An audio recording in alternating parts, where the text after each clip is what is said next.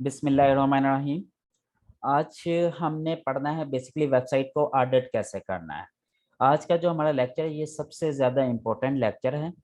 अभी तक हमने एसईओ की तकरीबन हर चीज़ कवर कर ली है, तकरीबन तकरीबन। क्योंकि अब एसईओ हम कंप्लीट कर चुके हैं, अब हमने प्रैक्टिकल चीज़ों की तरफ जाना है कि अब इस सर्विस से डायरेक्ट अर्निंग कैसे की जाती है। ठीक है, जब भी आपने किसी क्लाइंट के साथ कम्युनिकेशन करनी है प्रोजेक्ट के लिए, तो जो सबसे पहला काम आपने करना होता है वो आपने वेबसाइट का ऑडिट करना होता है। ठीक है, जब वेबसाइट का ऑडिट करेंगे तो ही बेसिकली आप लोगों को पता चलेगा कि किसी वेबसाइट में क्या चीजें ठीक हैं या क्या इश्यूज हैं। देखें, एक बड़ी सिंपल सी बात मैं आपको बताता हूं कि अगर आपने किसी क्लाइंट की वेबसाइट ली एसईओ के लिए और आपने उसे सबसे पहले कोटेशन देनी है ना, पैसे देने बताने के भाई मैं कितने पैसे लूंगा आपकी वेबसाइट को रैंक करने में और कितना टाइम लूंगा। तो जब तक आपको ये पता ही नहीं कि उसकी वेबसाइट में कितनी चीजें ठीक हैं कितनी खराब हैं, क्या क्या काम आपको करना पड़ेगा, उसके कंपटीटर कौन है, कंपटीटर एनालिसिस या कुछ भी नहीं आपने किया हुआ, तो आप उसको कभी भी पैसे नहीं बता सकते, कोटेशन नहीं दे सकते कि भाई मैंने कितने पैसे चार्ज करने। ठीक है, इसमें जो सबसे पहला काम होगा, आप अपने कंपटीटर की वेबसाइट लेंगे और उसे ऑडिट करके देंगे। ठीक है, आप एसईओ करें या ना करें, एसईओ ऑडिट के अलग से पैसे चार्ज कर सकते हैं। ठीक है, मैं कभी भी अपने किसी भी क्लाइंट का ऑडिट फ्री में नहीं करके देता, नेवर। आज तक मैं हमेशा पेड ऑडिट करके देता हूं। मैं कहता हूं भाई आपने एसईओ करवानी है नहीं करवानी, आपको मेरे रेट ओके हो या ना हो, या हमारी डील बने या ना बने वो बात की बात है, लेकिन अगर आप अपनी वेबसाइट का ऑडिट करवाना चाहते हैं तो आई विल चार्ज मनी। और मेरा जो रेट है, rate just for the audit, I charge $100। ठीक है, मैं वेबसाइट ऑडिट का सिर्फ $100 चार्ज कर रहा हूँ। ठीक है, freelancer.com पर मैंने बहुत सारे लोगों को वेबसाइट ऑडिट करके दिया है अपनी प्रोफाइल में। ठीक है, ये मेरी पर्सनल प्रोफाइल है, यहाँ पर मैंने बहुत सारे लोगों को एसईओ ऑडिट करके दिया है एंड आई चार्ज $100। अभी रिसेंटली आपको याद होगा मैंने एक लेक्चर दिया था आप लोगों को फ्रीलांसर पर, फ्रीलांसर अकाउंट बनाने का। तो उसके लिए मैंने एक वेब प्रोफाइल बनाई थी, याद है ये वाली प्रोफाइल मैंने बनाई थी कुलसुम फातिमा के नाम से, Fatima WPSCO। Do you remember? हमने 2-3 दिन पहले ये प्रोफाइल बनाई थी। कब बनाई है? 2 अगस्त को, आज 5 अगस्त है, यानी कि 3 दिन पहले हमने बनाई थी। तो इस वेबसाइट और ये जो अकाउंट बनाया था, ये आप में से किसी ने मुझे कहा था कि जी ये आपने एसईओ के अकॉर्डिंगली बनाकर दिखाना है हमें, ताकि हमने एसईओ वाली चीजें को ही आगे लेके चलना है। तो मैंने इस पे अकाउंट बनाया, बिल्कुल ब्रांड न्यू प्रोफाइल थी, 3 दिन पहले बनाई। मैं यूट्यूब के थ्रू एक क्लाइंट को आया मेरे पास, उसने अपनी वेबसाइट का ऑडिट करवाना था, मैंने उससे वेबसाइट का ऑडिट लिया 3 दिन पहले ही उससे करवा के मैंने प्रोजेक्ट पे बिड किया उसके, और $100 में मैंने उससे डील डन कर लिया। अब ये $100 मैंने उससे चार्ज किए सिर्फ वेबसाइट का ऑडिट करने के लिए। अब इसके साथ फिर एक नेक्स्ट ये चीज हुआ कि जी अब मैंने उसे उस ऑडिट को एक्सप्लेन करना है कि इसमें क्या प्रॉब्लम्स हैं, क्यों है और ये कैसे फिक्स हो सकते हैं। I just need to explain that audit. उसके लिए मैंने अगेन $100 चार्ज किया। वो प्रोजेक्ट अभी चल रहा है, तो वो आज मैं इंशाल्लाह उसे डिलीवर कर दूंगा सारे सॉल्यूशंस। तो $100 वो फिर मुझे यहाँ पर पे कर देगा। उसके बाद एसईओ का काम शुरू होगा। अब अगर वो मुझसे एसईओ करवाना चाहता है तो मोस्ट वेलकम, नहीं करवाना चाहता तो उसकी मर्जी। लेकिन ऑडिट करने के मैंने $100 ले लिए, ऑडिट को एक्सप्लेन करने के, उसको उसके प्रॉब्लम्स के सॉल्यूशंस बताने के मैंने $100 चार्ज कर लिए, यानी कि टोटल $200। ठीक है, अब ये आपके सामने बिल्कुल एक ब्लैंक प्रोफाइल मैंने बनाई थी, उसी को लेके चल रहा हूँ। अब आप देखिएगा इंशाल्लाह ये इसी 3-4 महीने के अंदर अंदर मैंने 2-3-4 हज़ार डॉलर आराम से इस प्रोफाइल से गेन कर जाना है। ठीक है, क्योंकि अभी ये जीरो प्रोफाइल है, मैंने इसका रेट भी $5 पर आवर रखा हुआ है। तो ये आप देखिएगा कि इसी 3-4 महीने के बाद ये रेट मेरा $5 से $50 पर आवर पर पहुंच चुका होगा, क्योंकि मैं एक अच्छा रिव्यूज बिल्ड कर चुका हूँ प्रोफाइल पर। ठीक है, अब हम मूव करते हैं जी एसईओ ऑडिट की तरफ। अब एसईओ ऑडिट में बेसिकली हमने तो ये देखा था सबसे पहले एसईओ में क्या क्या चीजें हैं। ठीक है, हमने ये चीजें देखी थी कि एसईओ को हमने 3 हिस्सों में डिवाइड किया था, on page, technical end of page. अब मैं ऑडिट में कौन कौन से हिस्सों में डिवाइड करता हूं, ऑडिट पार्ट्स। ठीक है, ऑडिट पार्ट्स के लिए मैं इसको सबसे पहले यूआरएल का ऑडिट करता हूं हमेशा, कि बेसिकली आपकी वेबसाइट का जो यूआरएल है ना, तमाम यूआरएल को प्रॉपर तसल्ली से मैं ऑडिट करता हूं। उसके बाद जो मैं ऑडिट करता हूं वो कंटेंट का करता हूं, कि तमाम कंटेंट को प्रॉपर तसल्ली से चेक करता हूं, और उसमें क्या क्या चीजें चेक करता हूं ये भी मैं डिटेल में ऑडिट आपको करके दिखाता हूं। एक ऑडिट प्रैक्टिकली आज हम एक ऑडिट करेंगे, मैं आपके सामने एक वेबसाइट खोलूंगा और उसका ऑडिट भी करूंगा और ऑडिट रिपोर्ट भी बनाऊंगा आपके सामने। फिर उसके बाद मैं इमेज का ऑडिट करता हूं। सबसे पहले मैं यूआरएल, फिर कंटेंट, फिर इमेज। अच्छा, यूआरएल के बाद एक और चीज मैं देखता हूं, Meta. URL, Meta, content, image, ये 4 चीजों को ऑडिट करके मेरा ऑन पेज एसईओ कंप्लीट हो जाती है। इसी तरह ही है। उसके बाद फिर मैं टेक्निकल ऑडिट देखता हूं, टेक्निकल साइट चेक करता हूं। टेक्निकल साइट चेक करने के बाद बेसिकली फिर मैं उसको देखता हूं लोकल एसईओ। अच्छा, लोकल एसईओ डिपेंड करता है कि अगर तो वो मेरा लोकल क्लाइंट है जो लोकल लेवल पर डीलिंग कर रहा है, फिर तो मैं लोकल एसईओ का ऑडिट करूंगा। अदरवाइज लोकल एसईओ का ऑडिट करने की जरूरत नहीं होती। एक बिजनेस लोकल है ही नहीं, वो ऑनलाइन डील कर रहा है, उसकी लोकल प्रेजेंस नहीं है, तो उसका लोकल ऑडिट करने की जरूरत नहीं है। लोकल एसईओ का ऑडिट उसका होगा जिसका ऑनलाइन भी सेटअप है और साथ में उसके फिजिकल शॉप बनाकर उसने गूगल माई बिजनेस के ऊपर लिस्टिंग भी की हुई है। ठीक है, उसके बाद सोशल पॉपुलैरिटी मैं चेक करूंगा। ठीक है, उसके बाद मैं कुछ जनरल चीजें चेक करता हूं और उसके बाद कुछ एक्स्ट्रा चीजें होती हैं, उसके बाद मैं उन्हें अपना प्लान दे देता हूं। नॉर्मली ये 10 चीजें मैं ऑडिट में करता हूं। ठीक है, चलें जी, हम क्या करते हैं, let's start an audit for my own website. मैं अपनी ही वेबसाइट का ऑडिट स्टार्ट करता हूँ। लेट्स से dgapps.com का।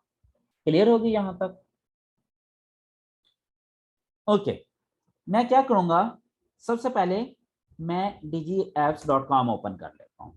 अब बेसिकली मैं करना क्या चाहता हूं, मैं अपनी ही इस वेबसाइट का कंप्लीट ऑडिट करके एक ऑडिट रिपोर्ट बनाना चाहता हूं।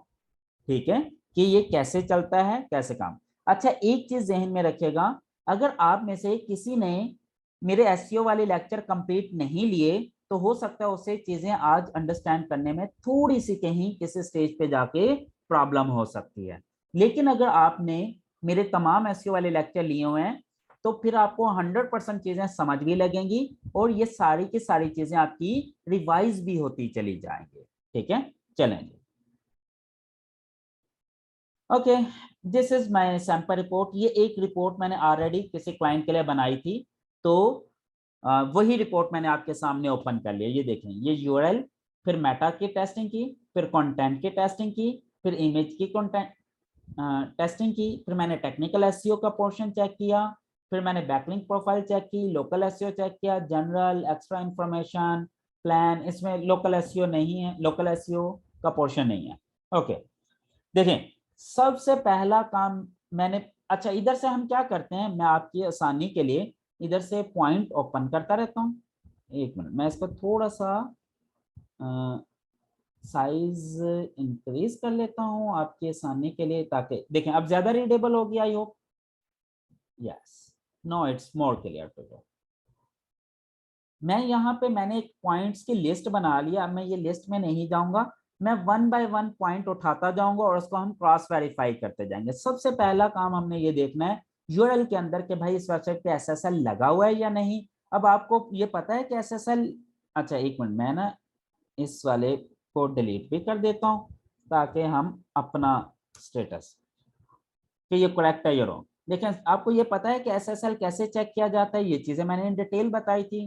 अब देखें अगर यहाँ पे ये लॉक का सिंबल आ रहा है तो इसका क्या मतलब है कि SSL इंस्टॉल है। ये देखें क्लिक किया, कनेक्शन इज सिक्योर, यानी कि SSL इंस्टॉल हुआ है। जब मैं डबल क्लिक करता हूं तो ये देखें HTTP की जगह पर HTTPS शो हो जाता है S के साथ। अगर HTTP की जगह HTTPS आ रहा हो और ये लॉक का सिंबल बना हो तो इसका क्या मतलब है SSL इंस्टॉल है। अगर ये इंस्टॉल नहीं होगा तो कैसा नजर आएगा, जैसे ये वेबसाइट है नॉट सिक्योर, लॉक की जगह नॉट सिक्योर आ गया और यहाँ पर HTTPS की जगह HTTP होता है जो कि नॉर्मली शो नहीं होता। नॉट सिक्योर, नॉट सिक्योर का ये मतलब है SSL इंस्टॉल नहीं है, लेकिन हम ऑडिट कर रहे हैं DGIS का तो इसका SSL इंस्टॉल है। तो SSL वर्किंग यस, तो ये क्या है इसका status correct. Point number 1 okay हो गया। उसके बाद हमने ये देखना है HTTP टू HTTPS कंट्रोल हुआ है या नहीं। आपको याद होगा मैंने एक चीज पढ़ाई थी कि अगर SSL इंस्टॉल करेंगे तो 4 तरह के URL सिस्टम बन जाएंगे। Do you remember? यहां पर ये चीज हमने देखी थी, 4 तरह के URL सिस्टम। हाँ यस यस यस, ये देखें कि जब आप SSL इंस्टॉल करते हैं तो फिर HTTP को HTTPS पे रिडायरेक्ट करते हैं तो URL हैंडलिंग करनी पड़ती है। तो ये 4 तरह के URL बन जाएंगे। हम इसको छोड़ देते हैं फिलहाल। अब ये ऊपर 4 तरह के URL देखें, यानी कि HTTP के साथ HTTP sorry HTTP without www, HTTP with www, HTTPS with www और HTTPS विदाउट www।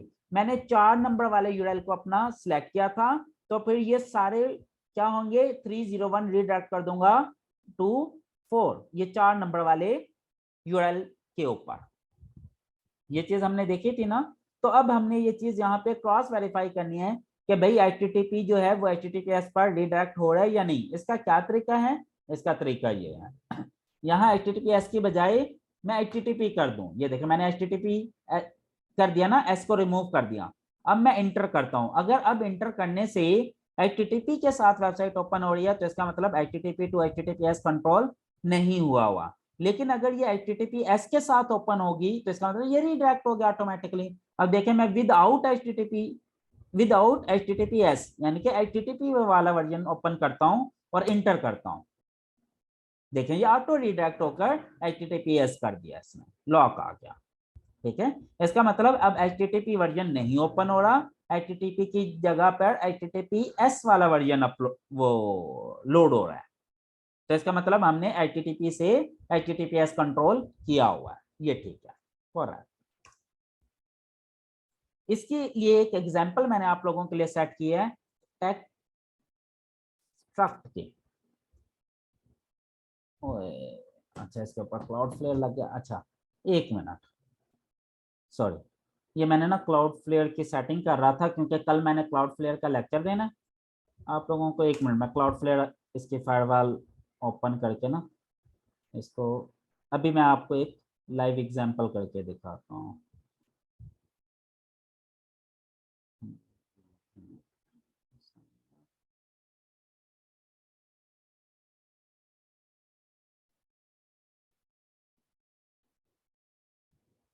टेक्स्ट पर इसके ऊपर सिक्योरिटी,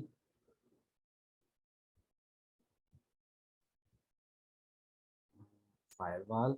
एक्चुअली मैंने ना इसकी एक्सपेरिमेंट के लिए ना टेक्स्टअप को पाकिस्तान में ब्लॉक किया हुआ है। अगर पाकिस्तान से कोई भी खोलेगा तो ये एक्सेस डिनाइड आ जाएगा। अभी मैं पाकिस्तान एनेबल करने लगा हूँ इसका, ये यूके के लिए थी बेसिकली, तो ये मैंने अब खत्म कर दिया और इसको ओवरव्यू में जाकर इसको अटैक मोड भी डिसेबल करता हूँ। हाँ, इसको मीडियम पे ले जाता हूँ। ओके, इसका कैशे रिमूव करता हूँ। ये कल मैं आप लोगों को इन डिटेल पढ़ाऊंगा, ये वाली चीज़ ना क्लाउड फ्लेयर की सेटिंग कैसे होती है, तो ये भी आप लोगों को इंशाल्लाह समझ लग जाएगी। अब देखते हैं इसको कि ये ओपन हो रहा है या नहीं। यस देखें अब ये ओपन हो गए, समझ लग गई। अच्छा अब मैं इसको ओपन करता हूँ HTTP। अच्छा ये भी मुझे नहीं पता कि मैंने इसका, हाँ एक मिनट, इसका भी मैंने सेटिंग, एक मिनट, इसके भी कहाँ से की थी, SSL को रिकमेंड किया as client certificate always use HTTPS, इसको भी डिसेबल कर दूं, ऑटोमेटिकली राइट।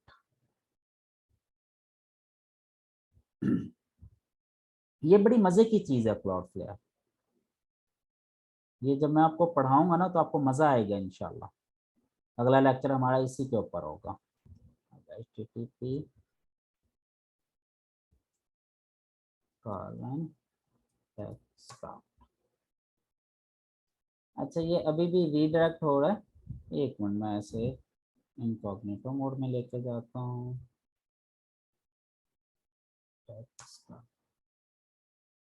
यस, चलो मैं एक्चुअली ना उधर कैशे अभी बिल्ड हुई हुई है तो इस वजह से आपको समझ नहीं लगेगी, लेकिन मैं आपके साथ ना एक और लिंक शेयर कर रहा हूँ।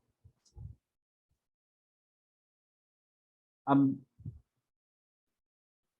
आपके सामने ये ब्लैक कलर वाला वो नजर आ गया ब्राउजर मेरा, जिसमें सिर्फ यही एक वेबसाइट ओपन हुई हुई है।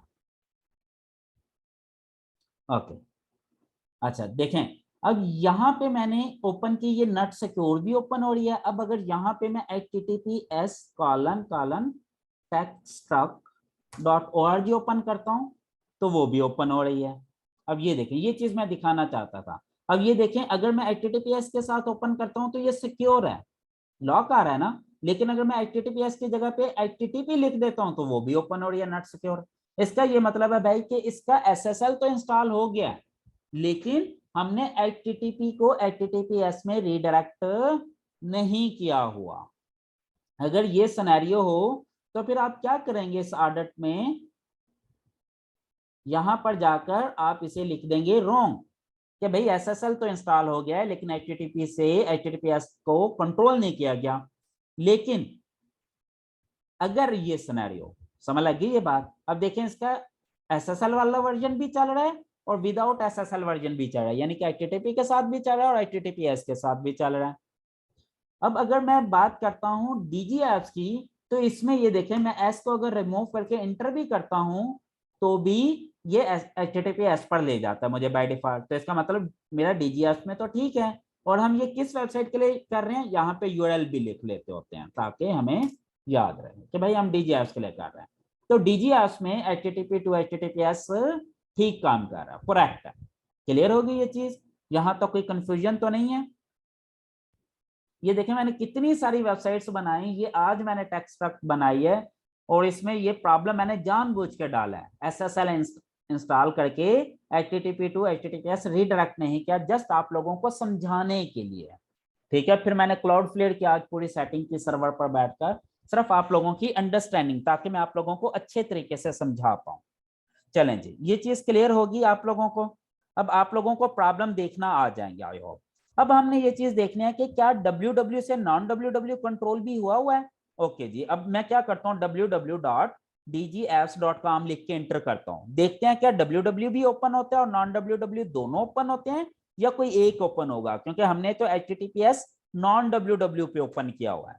क्लिक करते हैं, देखते हैं जी क्या ओपन होता है। देखें ये ओपन हो गया, तो देखें यहाँ www आ रहा है, नहीं आ रहा ना, तो इसका मतलब ये कि हमने www टू नॉन www की भी सेटिंग कर रखी है, तो इसका मतलब ये भी करेक्ट है। क्लियर होगी ये चीज, यहां तक कोई कंफ्यूजन तो नहीं है, चीजें समझ लग रही हैं आपको। बिल्कुल इजी इजी सी चीजें, हमने बस एक चीज मैनुअली करते जाना और उसको वेरीफाई करके यहाँ पे स्टेटस में लिखते जाना कि भाई ये ठीक है या गलत है। अगर कोई क्वेश्चन है तो पूछ सकते हैं। सर ये रीडायरेक्ट सिर्फ होम पेज पर चेक करनी होती है या सब पेजेस पे, ये सिर्फ होम पेज पे चेक कर लें। अगर होम पेज पे लगी हुई है ना रीडायरेक्ट, तो हम अज्यूम करते हैं कि बाकी पेजेस पर भी लगी होगी, क्योंकि नॉर्मली ये रीडायरेक्ट जो है ना हम पूरी की पूरी डोमेन के ऊपर लगाते हैं।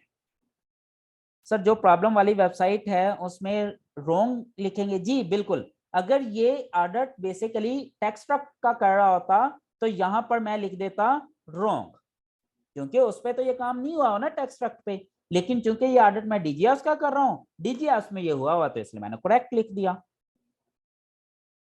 क्लियर हो गया जी ये चीज? ओके सर समझ आ रही है, बस रीडायरेक्ट कैसे करते हैं एडमिन पैनल में, ये मैं कल करके दिखाऊंगा। कल कल जब ये क्लाउड फ्लेयर पढ़ाऊंगा ना, क्लाउड फ्लेयर में ये सारी सेटिंग करके दिखाऊंगा आपको इंशाल्लाह। अच्छा उसके बाद ट्रेलिंग स्लैश, कि भाई होम पेज के बाद यहाँ पे देखें स्लैश नहीं आ रही, तो क्या अगर मैं स्लैश के साथ ओपन करूं यहाँ ये स्लैश, तो क्या ये स्लैश के साथ लिंक ओपन होगा या नहीं होगा? चलें जी देखते हैं। स्लैश इंटर की तो देखें उसने क्या किया, स्लैश ऑटोमेटिकली रिमूव कर दी। तो भाई या तो स्लैश होनी चाहिए या नहीं होनी चाहिए, एक वर्जन ओपन होना चाहिए। इसको हम कहते हैं ट्रेलिंग स्लैश। होम पेज पर ट्रेलिंग स्लैश ओके है जी, करेक्ट। ऐसा तो नहीं है कि स्लैश के साथ भी ओपन हो रहा हो और बगैर स्लैश के भी ओपन हो रहा हो, कोई एक ही ओपन हो रहा है ना, जो भी ओपन हो रहा हो। तो दूसरा ऑटोमेटिकली रीडायरेक्ट हो जाना चाहिए। अगर स्लैश वाला है तो अगर मैं स्लैश रिमूव करके एंटर करूं तब भी रीडायरेक्ट होकर स्लैश पर चला जाए। अगर बगैर स्लैश वाला है, मैंने सेलेक्ट किया हुआ है, तो अगर मैं यहाँ स्लैश लगा भी दूं और जब इसे एंटर करूं तो स्लैश ऑटोमेटिकली खत्म हो जाए। जैसे यहाँ पे आप देख सकते हैं, यहाँ पे ऑटोमेटिकली खत्म हो जाती है। यहाँ भी देखें, यहाँ पे भी अगर हम स्लैश लगाएं इंटर करते हैं तो ये खत्म हो जाती है। इसी तरह अगर हम पंजाब यूनिवर्सिटी की थी ना, वहां देखते हैं कि इन्होंने स्लैश वाला काम किया हुआ है या नहीं किया हुआ। एंटर करते हैं, अच्छा स्लैश वाला तो इधर भी हुआ हुआ। स्लैश वाला नॉर्मली इंप्लीमेंटेड होता है सर्वर लेवल पर, ठीक है। ये ट्रेलिंग स्लैश भी ओके होगी। अब हमने देखना है कि क्या इसका इंडेक्स डॉट पीएचपी पेज तो नहीं ओपन हो रहा, कि अगर मैं स्लैश इंडेक्स डॉट पीएचपी लिखकर इंटर करता हूं तो क्या ओपन होता है। देखें वो उसने पेज ओपन नहीं किया और उसको रीडायरेक्ट करवा दिया होम पेज पर ऑटोमेटिकली। समझ लग रही है? इसका देखते हैं इंडेक्स डॉट पीएचपी, ये क्या करता है।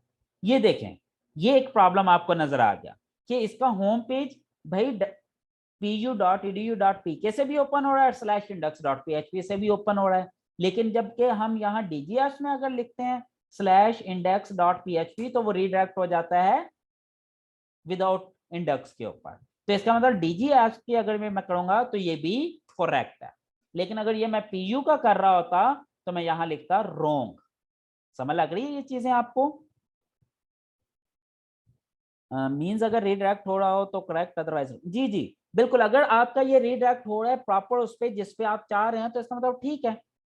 अब जैसे देखिए इंडेक्स डॉट पीएचपी मैंने लिखा होम पेज के साथ, तो इसने रीडायरेक्ट करवा के मुझे होम पेज पर ले गया। लेकिन जब मैंने इसके साथ लिखा तो ये नहीं रीडायरेक्ट करवा के लेके गया। इसका मतलब पीयू वाली वेबसाइट में ये एरर है, जबकि ये डीजीएफ की वेबसाइट में एरर नहीं है। क्लियर होगी ये चीज? ओके जी। नेक्स्ट पॉइंट है कि अगर मैं होम पेज के साथ हाई का वर्ड लिखता हूं तो क्या होगा। चलें जी देखते हैं जी। स्लैश एच आई कुछ भी लिख देता हूं हाई, देखें अब ये मुझे ले गया 404 पर कि भाई दिस इज रॉन्ग, रीडायरेक्ट करवा दिया कि ये यूआरएल एग्जिस्ट नहीं करता। तो भाई रीडायरेक्ट टू 404 कर रहा है, बिल्कुल कर रहा है, तो ये करेक्ट है। अब देखते हैं अगर मैं इसी वेबसाइट पर हाई लिखता हूं तो क्या होगा।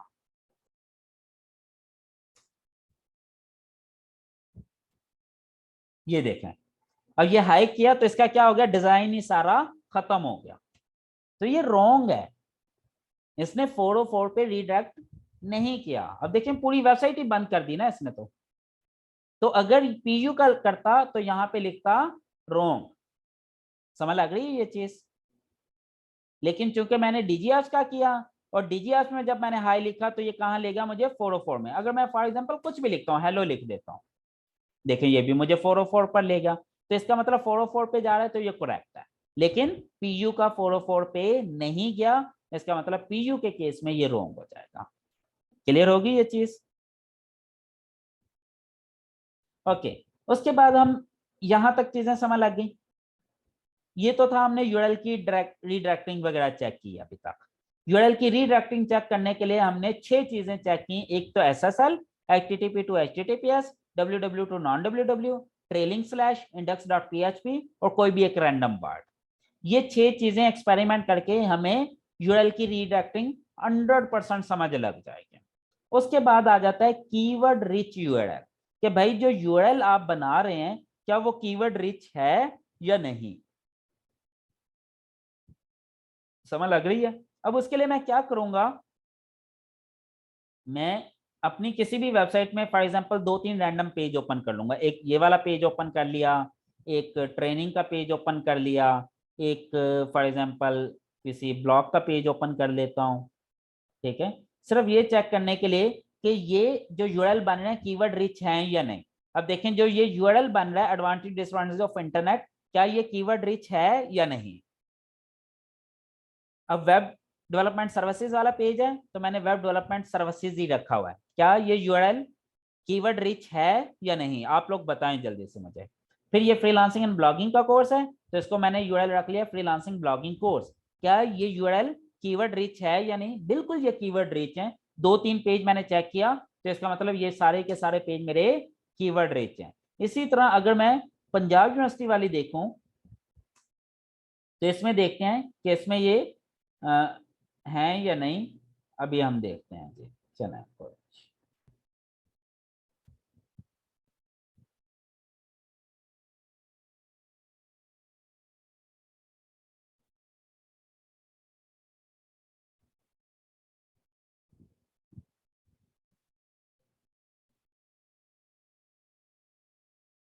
अब ये देखें, ये ठीक है इसका।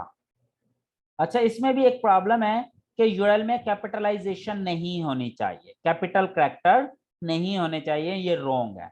अच्छा अब देखें, अब इसमें ना एक कुछ चीजें मैं और ऐड करता चला जाऊंगा, बल्कि ऐड नहीं, मैंने यहाँ पे अपने लिए पॉइंट लिख लेता हूँ अलग से प्लान के यहाँ पे कि कैपिटलाइजेशन इन यूआरएल अंडरस्कोर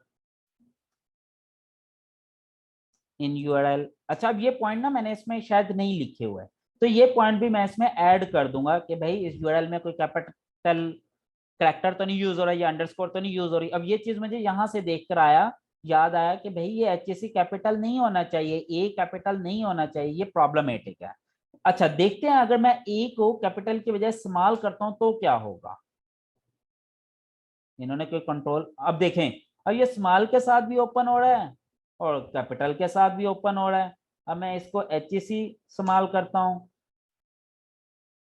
तो ये एक रॉन्ग है। ठीक है, अगर कैपिटल करना है तो फिर उसको रीडायरेक्ट भी करवाना है, जो कि हमारे लिए ज्यादा मुश्किल है, तो हम कैपिटल करते ही नहीं है। ओके, इस ये एक प्रॉब्लम। उसके बाद देखें यहाँ पे अब इन्होंने कोई डैशेस ही नहीं दी हुई इनको डिफ्रेंशिएट करने के लिए। अब हमें नहीं पता ये क्या वर्ड लिखे हुए हैं। ठीक है, तो ये ऐसे होना चाहिए, तो ये यूआरएल प्रॉपर नहीं है। अब एक यूआरएल मैं देख रहा था अभी, उसमें बेसिकली अंडरस्कोर थी, जैसे ये मेरिट लिस्ट है। अब ये देखें, ये मेरिट लिस्ट में अंडरस्कोर डाल दिया। अब ये इसके यूआरएल स्ट्रक्चर प्रॉब्लमेटिक है। ठीक है, तो ये अंडरस्कोर नहीं होना चाहिए। जबकि यहां पर देखें कोई अंडरस्कोर नहीं है, कोई कैपिटल कैरेक्टर नहीं है किसी भी यूआरएल के अंदर। समझ लग रहा है, तो डीजी एप्स के केस में ये करेक्ट है। ठीक हो गया, ये चीज समझ लग रही है यहां तक। ओके, यूआरएल स्ट्रक्चर स्टैटिक है या नहीं। ठीक है, अच्छा यहाँ पर ही ना मैं बल्कि इसको ऐड कर देता हूं ताकि आपके लिए आसान हो जाए।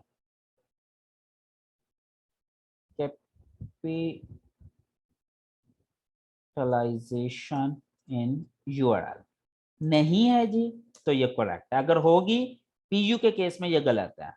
अंडरस्कोर और any special character in URL, DGS में कोई नहीं है तो ये भी करेक्ट है। पीयू के केस में ये भी गलत होगा। ठीक हो गया जी। अब यूआरएल स्ट्रक्चर देखना है कि यूआरएल स्ट्रक्चर डायनेमिक है या स्टैटिक है। एक्चुअल में क्या होना चाहिए आप बताएं, डायनेमिक होना चाहिए या स्टैटिक होना चाहिए। ये चीजें मैंने आप लोगों को पढ़ाई थी इन डिटेल। इन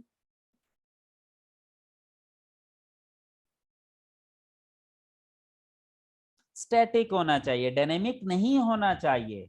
हम देखते हैं, अब इसके हमने 3 रैंडम यूआरएल ओपन किया है ना, ये स्टैटिक है या डायनेमिक है, ये स्टैटिक है या डायनेमिक है, ये स्टैटिक है या डायनेमिक है, आप बताएं। ये स्टैटिक है। अब हम पीयू के देखते हैं, पीयू के भी वैसे स्टैटिक बने हुए हैं डॉट एचटीएमएल के साथ, ये स्टैटिक यूआरएल ही होते हैं। क्लियर होगी ये चीज। ठीक है, इसके डायनेमिक यूआरएल नहीं है इसके भी। तो ये हम इस सूरत में यहाँ क्या लिखेंगे करेक्ट। समझ लगी? ये चीज भी हमने चेक कर ली। अब हमने चेक करना है trailing slash for the inner pages. अभी हमने ट्रेलिंग स्लैश किसकी चेक की थी? होम पेज की। अब हम ये चेक करेंगे इनर पेजेस की। ओके जी। अब मैं क्या करूंगा, यहाँ पे स्लैश डाल के इंटर करता हूं, देखता हूं क्या होता है। देखें स्लैश रिमूव हो गया ऑटोमेटिकली। फिर यहाँ पे भी एक आधे और पेज में भी चेक कर लेता हूँ, स्लैश डाल के एंटर करता हूँ, फिर भी रिमूव हो गई। तो ठीक है इसका मतलब। अच्छा अब मैं यहाँ पे देखें स्लैश डली हुई है, इसको रिमूव करके देखता हूँ। देखें अब ये स्लैश के बगैर भी ओपन हो गया। एक चीज समझे, बगैर स्लैश के। अब अगर मैं यहाँ पे स्लैश डाल के एंटर करता हूँ तो स्लैश के साथ भी ओपन हो गया। इसका मतलब पीयू में ये एरर भी है, लेकिन हमारे वाली वेबसाइट में डीजीएस में ये एरर नहीं है। तो इसका मतलब ये क्या है? करेक्ट। अगर यही चीज बेसिकली मैं पीयू के लिए चेक कर रहा होता तो यहाँ क्या लिखता? रॉन्ग। क्योंकि अब देखें उसके इनर पेज स्लैश के साथ भी ओपन हो गया और बगैर स्लैश के भी ओपन हो रहा है, तो ये गलत है ना। क्लियर होगी ये चीज? फिर उसके बाद मैं देखूंगा कैटेगरी पेज स्लग, यानी कि इनर पेज का स्लग। अगर कैटेगरी है तो कैटेगरीज क्या ठीक बनी हुई है, उनके स्लग में कोई इश्यू तो नहीं है। अब यहाँ पे एक्चुअली कैटेगरी तो कोई है नहीं हमारी, हमने तो सारे इनर पेजेस ही डायरेक्ट बनाए हुए हैं। ब्लॉग्स में कैटेगरीज होती हैं या प्रोडक्ट पेज में, ई कॉमर्स वेबसाइट हो या ब्लॉग वेबसाइट हो, उसमें कैटेगरीज होती हैं। तो कैटेगरी के पेज भी स्लग भी देखने होते हैं। ठीक है, तो ये एग्जिस्ट नहीं करती, तो यहां हम लिख देंगे डज नॉट एग्जिस्ट। बेसिकली ये तो मैंने एक जर्नल बनाई है ना, आप क्या करेंगे? डज नॉट एग्जिस्ट, आप बेसिकली क्या करेंगे? एक मिनट इसका मैं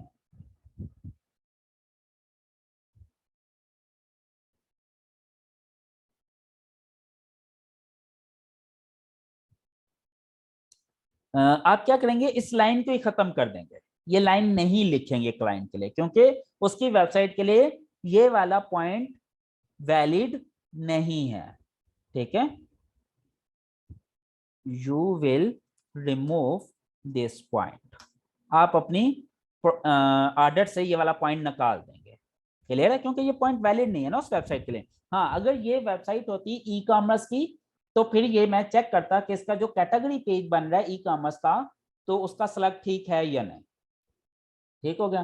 फिर हम देखेंगे slug for the first menu. अच्छा ये एक प्रॉब्लम था कि जिस वेबसाइट के लिए मैंने चेक किया उसके स्लग में इश्यू था मेन्यू के अंदर, यानी कि मेन्यू में कुछ और शो हो रहा था, ओपन कुछ और हो रहा था।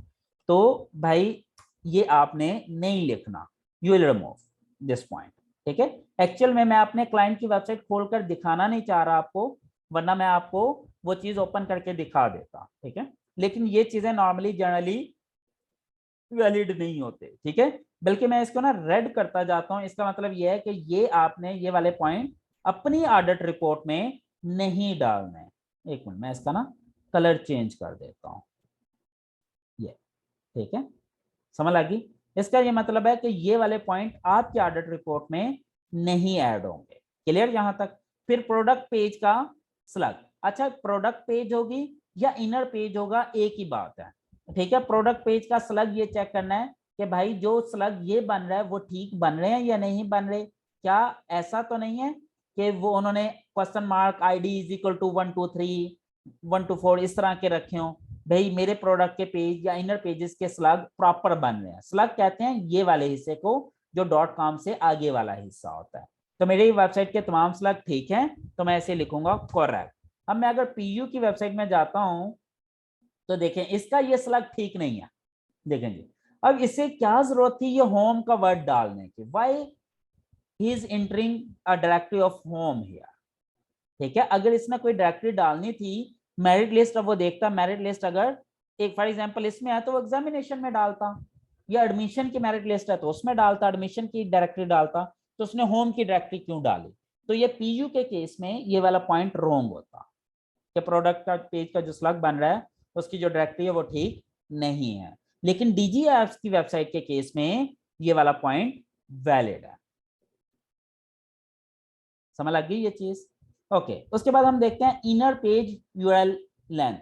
इनर पेज का जो यूआरएल बन रहा है वो कितना लेंथी बन रहा है, ये देखें ये नॉर्मल है, ठीक है, कोई बहुत लेंथी तो नहीं है, कहीं ऐसा तो नहीं कि बहुत ज्यादा लेंथी बन रहा हो। जैसे इसका हम देखते हैं कोई अगर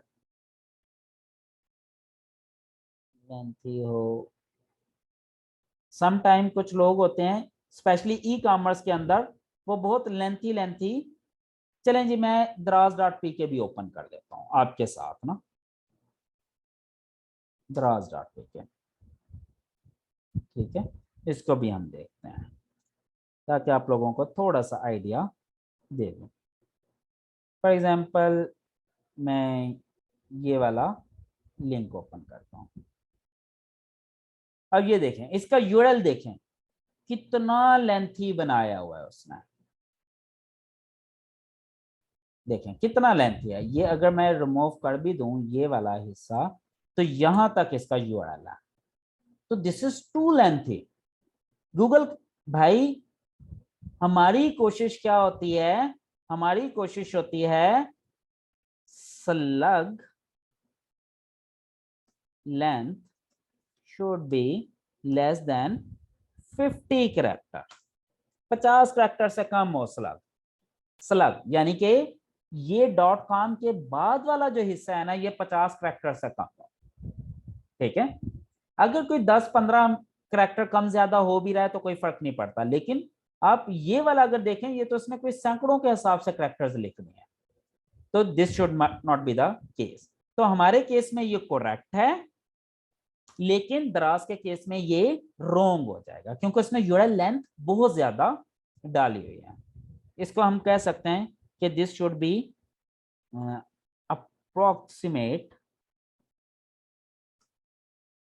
लेस देन 50 कैरेक्टर, ठीक है, यानी कि अप्रोक्सीमेटली लेस देन 50 कैरेक्टर्स होने चाहिए, ठीक है, हमारे केस में ठीक है। उसके केस अब फिर देखेंगे home page in Google cache, कि गूगल कैशे के अंदर मेरी वेबसाइट का पेज कैसे है। उसके लिए क्या करेंगे, हम गूगल में जाएंगे, गूगल में जाके कमांड लिखेंगे साइट कॉलन dgapps.com, dgapps का पेज होम पेज टॉप पर आ जाएगा। ये 3 डॉट्स पर क्लिक करें, मैं इसका स्क्रीन को थोड़ा सा बड़ा कर देता हूँ आपको ताकि नजर आ जाए।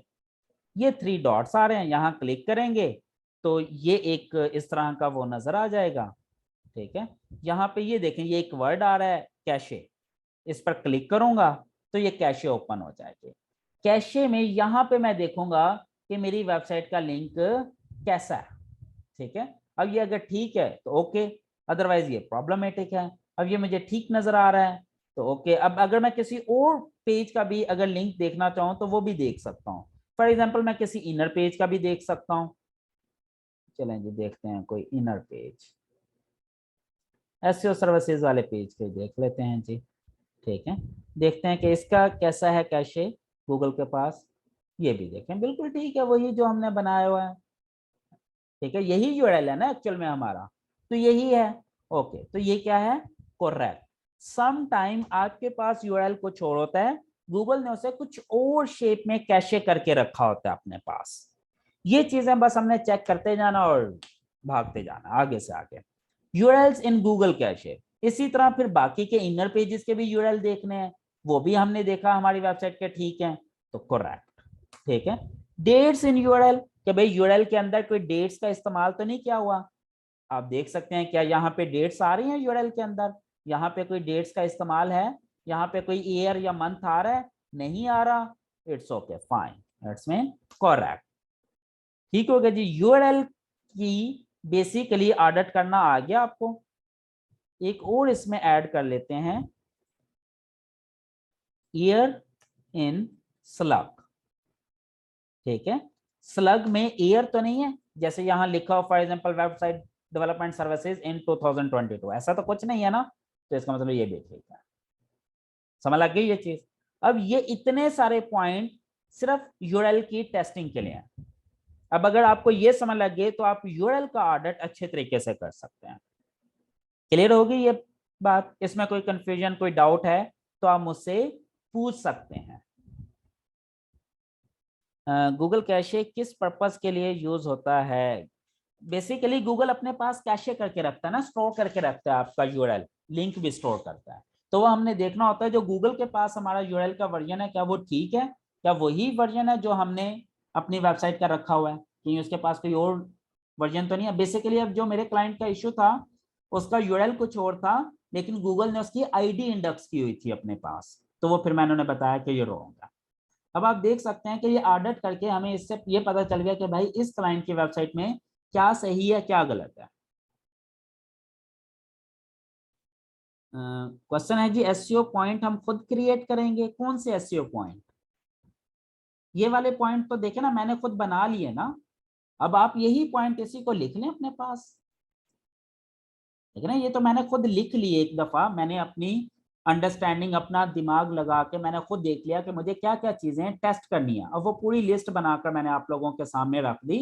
अब आप ये वीडियो सुने और अपने नोट्स बनाते जाएं, इसको देख देख के अपने पॉइंट यहाँ से देख के लिख लें, doesn't matter. Can we get this checklist? भाई ये चेकलिस्ट वीडियो में है ना, आप वीडियो सुने और अपने नोट्स बनाएं। आप लगाएं, आधा घंटा लगना है आपका, वीडियो सुन के अपने ये लिख लें, खुद लिख लें, क्या प्रॉब्लम है? तो क्या गूगल कैशे में चेंज वर्जन भी रखता है? जी जी, पॉसिबल है। गूगल कैशे इसका चेंज वर्जन भी रख सकता है। हो सकता है पहले आपका वर्जन कुछ और हो, आपने वर्जन चेंज कर लिया लेकिन गूगल कैशे ने अपडेट नहीं किया, तो उसका भी एक तरीका कार होता है गूगल कैशे को अपडेट करने का, वो भी मैं आपको बताऊंगा क्लाउडफ्लेयर में। ठीक है, ये चीज समझ लग गई है? यूआरएल का वेबसाइट ऑर्डर कंप्लीट हो गया। अब यहां तक अगर कोई क्वेश्चन है यूआरएल के अंदर तो वो पूछ सकते हैं, अदरवाइज इसी तरह फिर मैं मेटा सेटिंग का ऑर्डर करने लगा हूं। ये सारा भी मैनुअल चल रहा है ऑर्डर, मैं किसी टूल का इस्तेमाल नहीं कर रहा। सर हमने क्लाइंट की वेबसाइट का यूआरएल सिर्फ उसे बताना होता है या सेट करके देना होता है? यार अभी आपने ना सिर्फ इससे रिलेटेड क्वेश्चन पूछने हैं जो मैं आपको करवा रहा हूं। अगर क्लाइंट से रिलेटेड कोई क्वेश्चन है तो वो at the end of the course पूछेगा, sorry at the end of this lecture. जो चीज अभी मैंने पढ़ाई नहीं है वो मत पूछें काइंडली, आप भी कंफ्यूज होंगे और बाकी लोगों को भी कंफ्यूज करेंगे। सर अगर 404 पेज कस्टम भी बना हो फिर भी 404 पे रीडायरेक्ट होना जरूरी है? जी बिल्कुल, रीडायरेक्ट करवाना जरूरी है।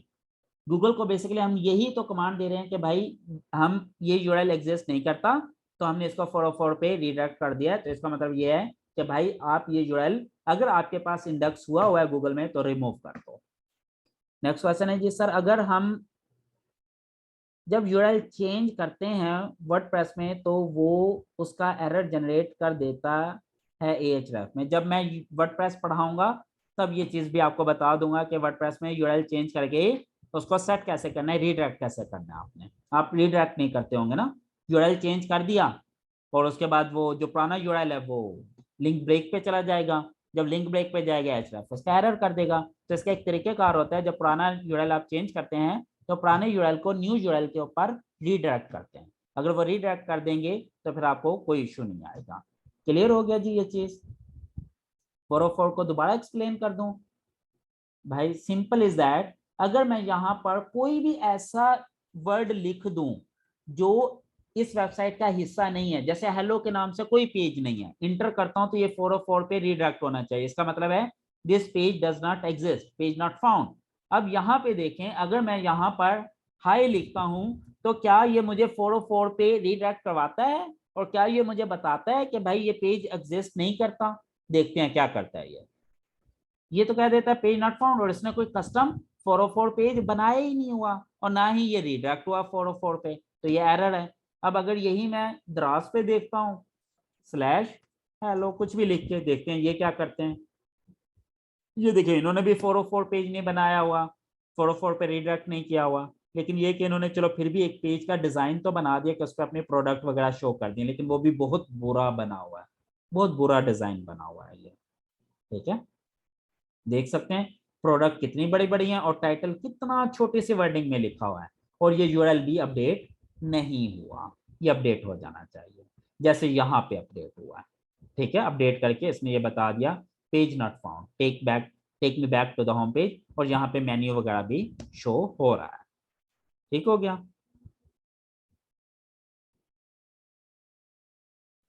तो फिर सॉरी क्वेश्चन क्या है जी, जो पेज शो हुआ है पीयू का 404 का, तो ये कौन सा पेज है भाई? ये 404 का नहीं शो हुआ ना, देखें यहाँ 404 लिखा आ रहा है, हाई लिखा हुआ है। ये बस उसने एक ब्लैंक पेज पे मैसेज शो करवा दिया कि अगर कोई यूआरएल नहीं एग्जिस्ट करता तो ये मैसेज शो कर दें, ऐसा नहीं होता। ये 404 पे रिडायरेक्ट होना चाहिए था, ऊपर इसके पीयू का वही मेन्यू होता, इसका ये इसी तरह मेन्यू होता, नीचे फुटर होता, यहाँ पे लिखा होता पेज डज नॉट एग्जिस्ट, ताकि अगर वो किसी और मेन्यू को ओपन करना चाहे तो ओपन कर सकता है। क्या अब इसमें कुछ है? इसमें तो उसने टोटल ब्लैंक पेज दे दिया, तो ये चीज नहीं होनी चाहिए, ये एरर है। क्लियर हो गया? यूआरएल का एरर समझ लग गया आपको? सॉरी, यूआरएल का ऑडिट समझ लग गया। चलें जी, नेक्स्ट पॉइंट है मेटा का ऑडिट करते हैं आप। ठीक है जी, अब मेटा ऑडिट में क्या होगा? मेटा के केस में होम पेज, अब हम इसकी मेटा सेटिंग देखेंगे। सबसे पहले हम होम पेज का देखेंगे मेटा टाइटल। चलें जी, हम होम पेज पर जाते हैं। ठीक है, बाकी के पेजेस मैं रिमूव कर देता हूं। ठीक है, अब ये होम पेज ओपन किया। अब इसको मैं क्या करूंगा? कंट्रोल यू करके मैं मेटा टाइटल देखूंगा इसका। ये टाइटल दिया हुआ है। अब ये देख सकते हैं कि ये क्या दिया हुआ है जी, digital applications software company software house in Pakistan, कि भाई इसका लेंथ भी प्रॉपर है और इसका कीवर्ड रिच भी है, ये ठीक है। मेटा टाइटल करेक्ट, कि भाई होम पेज का टाइटल भी दे रखा है, लेंथ भी तकरीबन ठीक है और प्रॉपर दे रखा है। अब इसी तरह फिर होम पेज का मैं मेटा डिस्क्रिप्शन देखूंगा। मेटा डिस्क्रिप्शन देखते हैं जी, ये लिखा हुआ है मेटा नेम डिस्क्रिप्शन। ये देखें, ये लिखा हुआ है digital application is the best software house in Pakistan. DGS is providing website development, mobile apps development, SEO and content writing services worldwide. Digital application also provides online software training. ठीक है, यानी कि तकरीबन रीजनेबल लेंथ है, 2-3 लाइनों का ये लिखा हुआ है और डिस्क्रिप्टिव है, डिजिटल एप्लीकेशन से रिलेटेड ही है, कॉपी पेस्ट नहीं है, होम पेज खोला हुआ है, होम पेज से रिलेटेड ही है। ठीक है जी, करेक्ट। अब देखेंगे ओजी मेटा दिया हुआ है होम पेज का, उसके लिए हम देखेंगे यहाँ पे मेटा प्रॉपर्टी ओजी ये दिया हुआ है। ओजी में टाइटल भी दे रखा है, डिस्क्रिप्शन भी दे रखी है। इसी तरह ट्विटर कार्ड देखेंगे, ट्विटर कार्ड की भी टाइटल भी दे रखा है, ट्विटर कार्ड की डिस्क्रिप्शन भी दे रखी है और वही है, तो इसका मतलब ये भी ठीक है, ये भी करेक्ट। अगर बहुत सारे केसेस में ऐसा होगा उन्होंने ओजी और ट्विटर की सेटिंग ही नहीं दे रखी होगी। ठीक है, जैसे एक वेबसाइट में अभी देख रहा था, दी कर्टन स्टोर, अभी मैं आपको इसका दिखाता हूँ। कंट्रोल यू करता हूँ, ये एक वेबसाइट, अब देखते हैं जी इसका। हाँ, ये देखें, अब इन्होंने क्या किया, टाइटल टाइटल टाइटल कहाँ दिया हुआ है, मेटा नेम रोबोट, देखें जी डिस्क्रिप्शन क्या लिखी हुई है, ये देखें डिस्क्रिप्शन क्या लिखी हुई है, एम्प्टी। तो इस केस में ये क्या हो जाएगा, एरर। अब देखें इसमें टाइटल क्या दे रखा है, होम, सिर्फ होम। भाई होम तो टाइटल नहीं होता ना, अब होम टाइटल तो नहीं हो सकता ना। ओजी टाइटल होम दे रखा है, ओजी डिस्क्रिप्शन दे नहीं रखी, तो इसका ओजी का टाइटल भी गलत, ओजी की डिस्क्रिप्शन भी गलत, मेटा डिस्क्रिप्शन भी गलत। ट्विटर कार्ड देखते हैं, ट्विटर कार्ड में भी टाइटल क्या दे रखा है, होम, होम टाइटल तो नहीं होता, डिस्क्रिप्शन दे ही नहीं रखी, ये भी गलत। समझ लग रही है? तो इस सिनेरियो में यहां मैं क्या लिखता, रॉन्ग, लेकिन हमारे वाले केस में ये करेक्ट है। समझ लग गया? अब फिर मैं देखूंगा कैनोनिकल टैग, क्या भाई कैनोनिकल टैग मैंने दिया हुआ है? यस, कैनोनिकल टैग ये प्रॉपर दिया हुआ है, ये देखें। अब इसका एक तरीकेकार होता है, यहां पर मैं कुछ भी लिख दूं, /? ID इज इक्वल ID लिख दूं, इंटर करता हूं। अब ये देखें, चलें एक और काम मैं आपको बताता हूं, यहां पर /? ID लिख के एंटर करता हूं। देखिए अब होम पेज ही खुल रहा है लेकिन एक नहीं यूआरएल के साथ, भाई ये तो प्रॉब्लम है। फिर मैं क्या करूंगा, मैं इसका कैनोनिकल टैग देखूंगा, क्या कैनोनिकल टैग में भी ये जा रहा है। अगर कैनोनिकल टैग में भी ये /ID लिखा होगा तो इसका मतलब ये एरर है। अगर वहां पे कैनोनिकल टैग में सिंपल ये डोमेन नेम लिखा होगा तो इसका मतलब ठीक है। अब मैं क्या करूंगा, इसको करूंगा कंट्रोल यू, ये ओपन हो गया। अब ये देखें कैनोनिकल में, देखें ये लिखा हुआ है /ID, ये जो ऊपर ब्राउजर में लिखा हुआ है, यूआरएल में नहीं लिखा हुआ ना, तो इसका मतलब मैंने गूगल को बता दिया भाई ये /ID से ओपन हो रहा है, लेकिन इसका जो एक्चुअल यूआरएल है वो ये है। कैनोनिकल टैग मैंने पढ़ाया था इन डिटेल, आप लोगों को याद है ना? तो ये देखें ये चीज करेक्ट है, तो यहाँ पे ये भी मैं करेक्ट लिखूंगा। अब यही सिनेरियो मैं यहाँ पे देखता हूँ कि जी यहाँ पे क्या क्वेश्चन मार्क आईडी लिखता हूँ, उस पर भी ओपन हो रही है। अब ये मैं जब कंट्रोल यू करूंगा तो देखता हूँ इसका कैनोनिकल, अगर ना मिले ना आपको तो सिंपल कंट्रोल एफ और यहाँ पे कैनोनिकल, ये देखें। अब देखें इसने भी क्वेश्चन मार्क आईडी नहीं अपेंड किया इसके आगे, तो इसका मतलब इसमें भी ये ठीक है, इसमें भी ये एरर नहीं है। अच्छा जी, पंजाब यूनिवर्सिटी में देखते हैं जी हम क्वेश्चन मार्क आईडी के साथ ओपन होता है, ओपन हो गया, कंट्रोल यू, अब कंट्रोल एफ, कैनोनिकल। इसने तो कैनोनिकल दे ही नहीं रखा, तो ये भी एरर है, ठीक है, इसने तो दिया ही नहीं है, तो कैनोनिकल एरर। रॉन्ग लिख के यहाँ लिख देंगे डिटेल में डज नॉट एग्जिस्ट, एग्जिस्ट ही नहीं करता। क्लियर होगी ये चीज। उसके बाद other Metas, other matter setting देखेंगे हम कि कोई मेटा सेटिंग इसकी खराब तो नहीं हुई। हम यहाँ देख सकते हैं, ये चीजें मैंने आप लोगों को पढ़ाई थी ना, ये मेटा प्रॉपर मेटा सेटिंग हुई है इसकी, ओके फाइन गुड इनफ। तो यहाँ पे मैं जाके लिख दूंगा करेक्ट, होम पेज की मेटा टेस्टिंग हो गई जी कंप्लीट, समझ लग गई।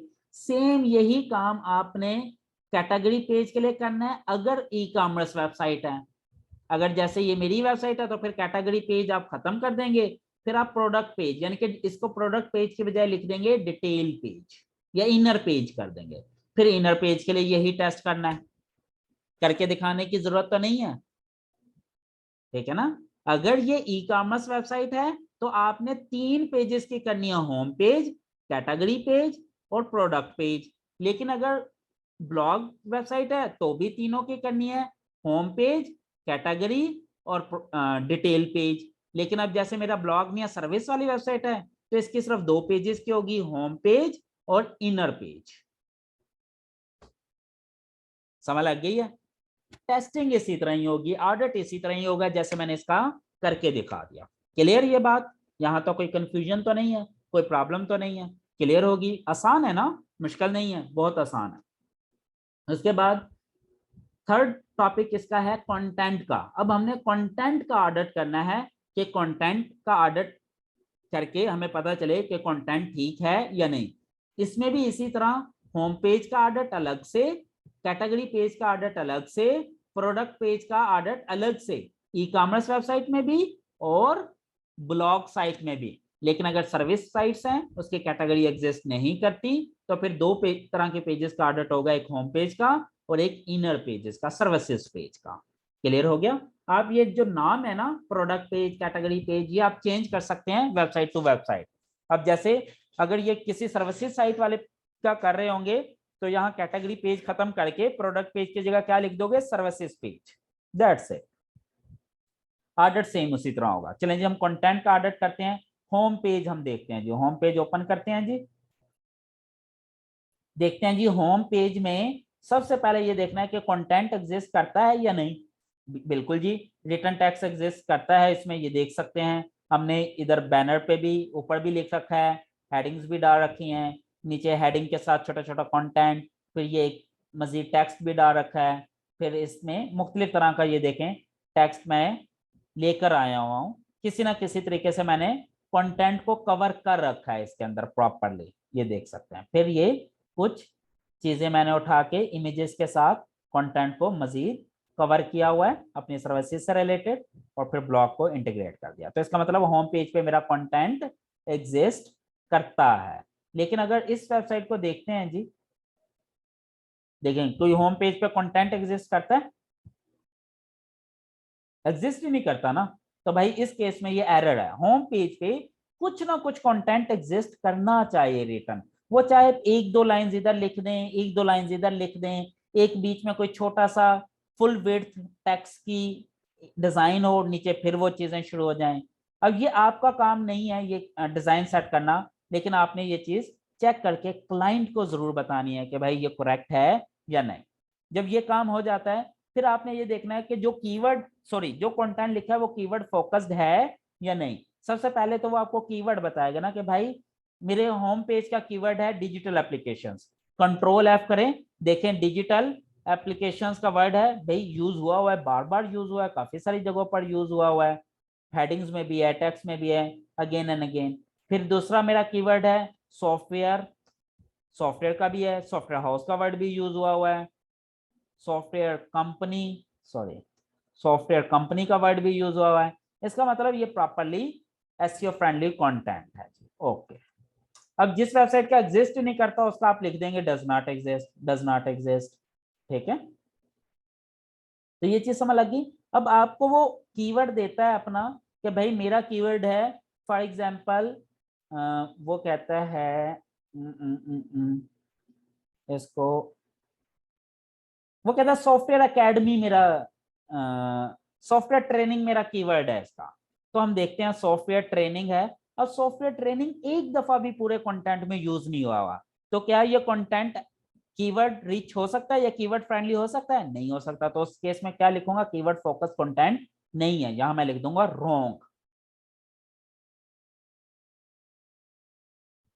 ये सब पेजेस के कीवर्ड्स वेबसाइट का ऑनर प्रोवाइड नहीं, आपको उससे लेने की जरूरत नहीं, आपको खुद ही पता चल जाएगा। देखे ना आपने, ये देखा, पता चल गया ये डिजिटल एप्लीकेशंस कंपनी है, सॉफ्टवेयर कंपनी है, सॉफ्टवेयर हाउस है। आपने बस ये देखना है कि इसका नाम यूज हुआ है, सॉफ्टवेयर कंपनी इसमें यूज हुआ है, सॉफ्टवेयर हाउस इसमें यूज हुआ है या नहीं, आपको खुद भी पता चल जाता है होम पेज के लिए। इसी तरह अगर मैं फॉर एग्जाम्पल वेब डेवलपमेंट वाला पेज ओपन कर दूं तो भाई अब इसमें मैं कोई एसईओ का कीवर्ड तो नहीं देख रहा हूँ ना, वेबसाइट डेवलपमेंट क्या है, तो मैं यही चेक करूंगा बगैर पूछे ऑनर से।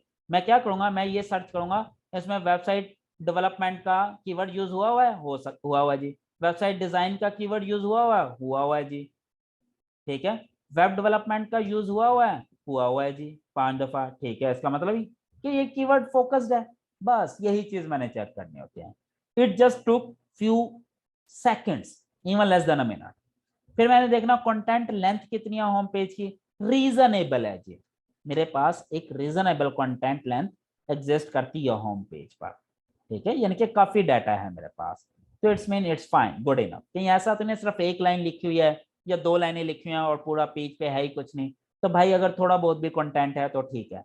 अच्छा, ये भी डिपेंड करता है, जो सर्विस साइट्स होती है ना उसका कंटेंट ज्यादा होना चाहिए होम पेज पे, लेकिन जो ई कॉमर्स वेबसाइट है ना उसका कंटेंट अगर थोड़ा भी है ना तो भी ठीक है, क्योंकि ई कॉमर्स में होम पेज पर हम कंटेंट को ज्यादा फोकस नहीं कर रहे होते, हम प्रोडक्ट को ज्यादा फोकस कर रहे होते हैं। तो ये चीजें हमने साथ साथ अंडरस्टैंड भी करनी है। फिर उसके बाद हमने ये देखना है यूज ऑफ हेडिंग टैग्स।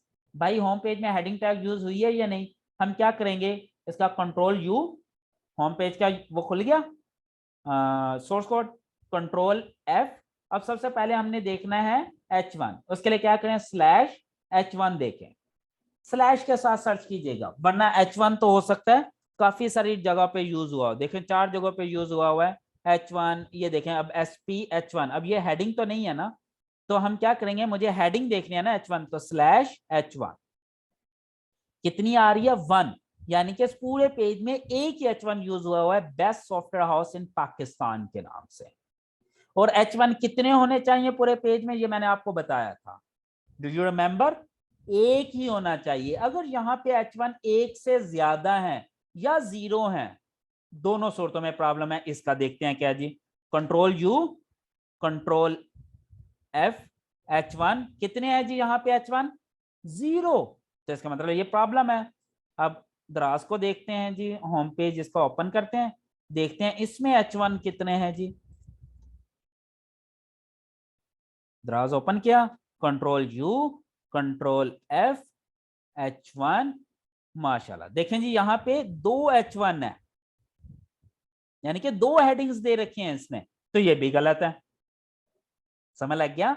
आपने पूरे पेज पे सिर्फ एक H1 होना चाहिए। डीजीएस में कितने हैं, एक ही है, एक ही है ना, तो इसका मतलब डीजीएस के लिए ये क्या है, ठीक है, करेक्ट है। लेकिन अच्छा, सिर्फ यही नहीं देखना हमने, हमने और बाकी हेडिंग्स भी देखनी है। H2 कितनी हो सकती हैं, होनी चाहिए जितनी मर्जी हो। देखिए अब इसमें 16 H2 है, ओके फाइन। H3 भी होनी चाहिए, 12 H3 है, okay fine. H1, H2, H3 ये 3 हेडिंग टैग आपके पेज में होना जरूरी है। H4 हो या ना हो फर्क नहीं पड़ता। देखें H4 नहीं है मैंने यूज की, डजंट मैटर, पहले 3 हेडिंग टैग मैंने यूज करने हैं। और H1 एक होनी चाहिए, H2, H3 जितने मर्जी हो। इसका मतलब यहाँ पे मेरा हेडिंग टैग्स का प्रॉपर यूज हुआ हुआ है, यानी कि H1 एक ही है, H2 भी यूज हुआ और H3 भी यूज हुआ है, तीनों यूज हुए हैं, H1 H2 H3, H1 एक दफा और 2 3 जितनी दफा मर्जी है, तो ये करेक्ट है। लेकिन जबकि ये दराज के केस में H1 दो दफा यूज हुआ हुआ है, H2 एक दफा यूज हुआ हुआ है, H3 13 दफा यूज हुआ हुआ है। H2 H3 की प्रोफाइल तो ठीक है, लेकिन H1 की प्रोफाइल गलत है, तो यहां पे मैं लिख दूंगा रॉन्ग और आगे लिख दूंगा मल्टीपल यूज ऑफ H1। समझ लग रही है ये चीज?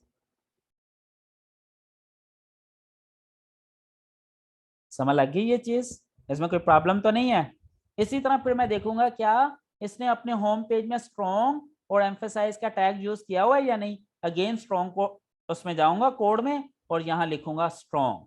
भाई देखें इसने ये वर्ड स्ट्रॉन्ग किया है, डिजिटल एप्लीकेशन को भी स्ट्रॉन्ग किया हुआ है, most popular software companies in Pakistan को भी स्ट्रॉन्ग किया हुआ है, सॉफ्टवेयर कंपनी को भी स्ट्रॉन्ग किया हुआ है। इसी तरह अब मैं देखूंगा ईएम का टैग, ईएम भी इसने यूज किया हुआ है, इट्स मीन फाइन, स्ट्रॉन्ग भी यूज किया हुआ है, ईएम भी यूज किया हुआ है, तो ये क्या हो जाएगा, करेक्ट। अब हम देखेंगे कि क्या बाकियों ने यूज किया हुआ है। यहां जाएं, लिखें स्ट्रॉन्ग, ये लें जी, दराज ने यूज ही नहीं किया हुआ कोई भी स्ट्रॉन्ग। ईएम का टैग देखते हैं, ईएम का टैग भी नहीं यूज किया हुआ, तो दराज के केस में ये क्या है, रॉन्ग। स्ट्रॉन्ग का टैग भी रॉन्ग है, ईएम का टैग भी रॉन्ग है। तो समझ लग गई ये चीज? समझ लग रही है ना इजीली? फिर हम देखेंगे कीवर्ड डेंसिटी।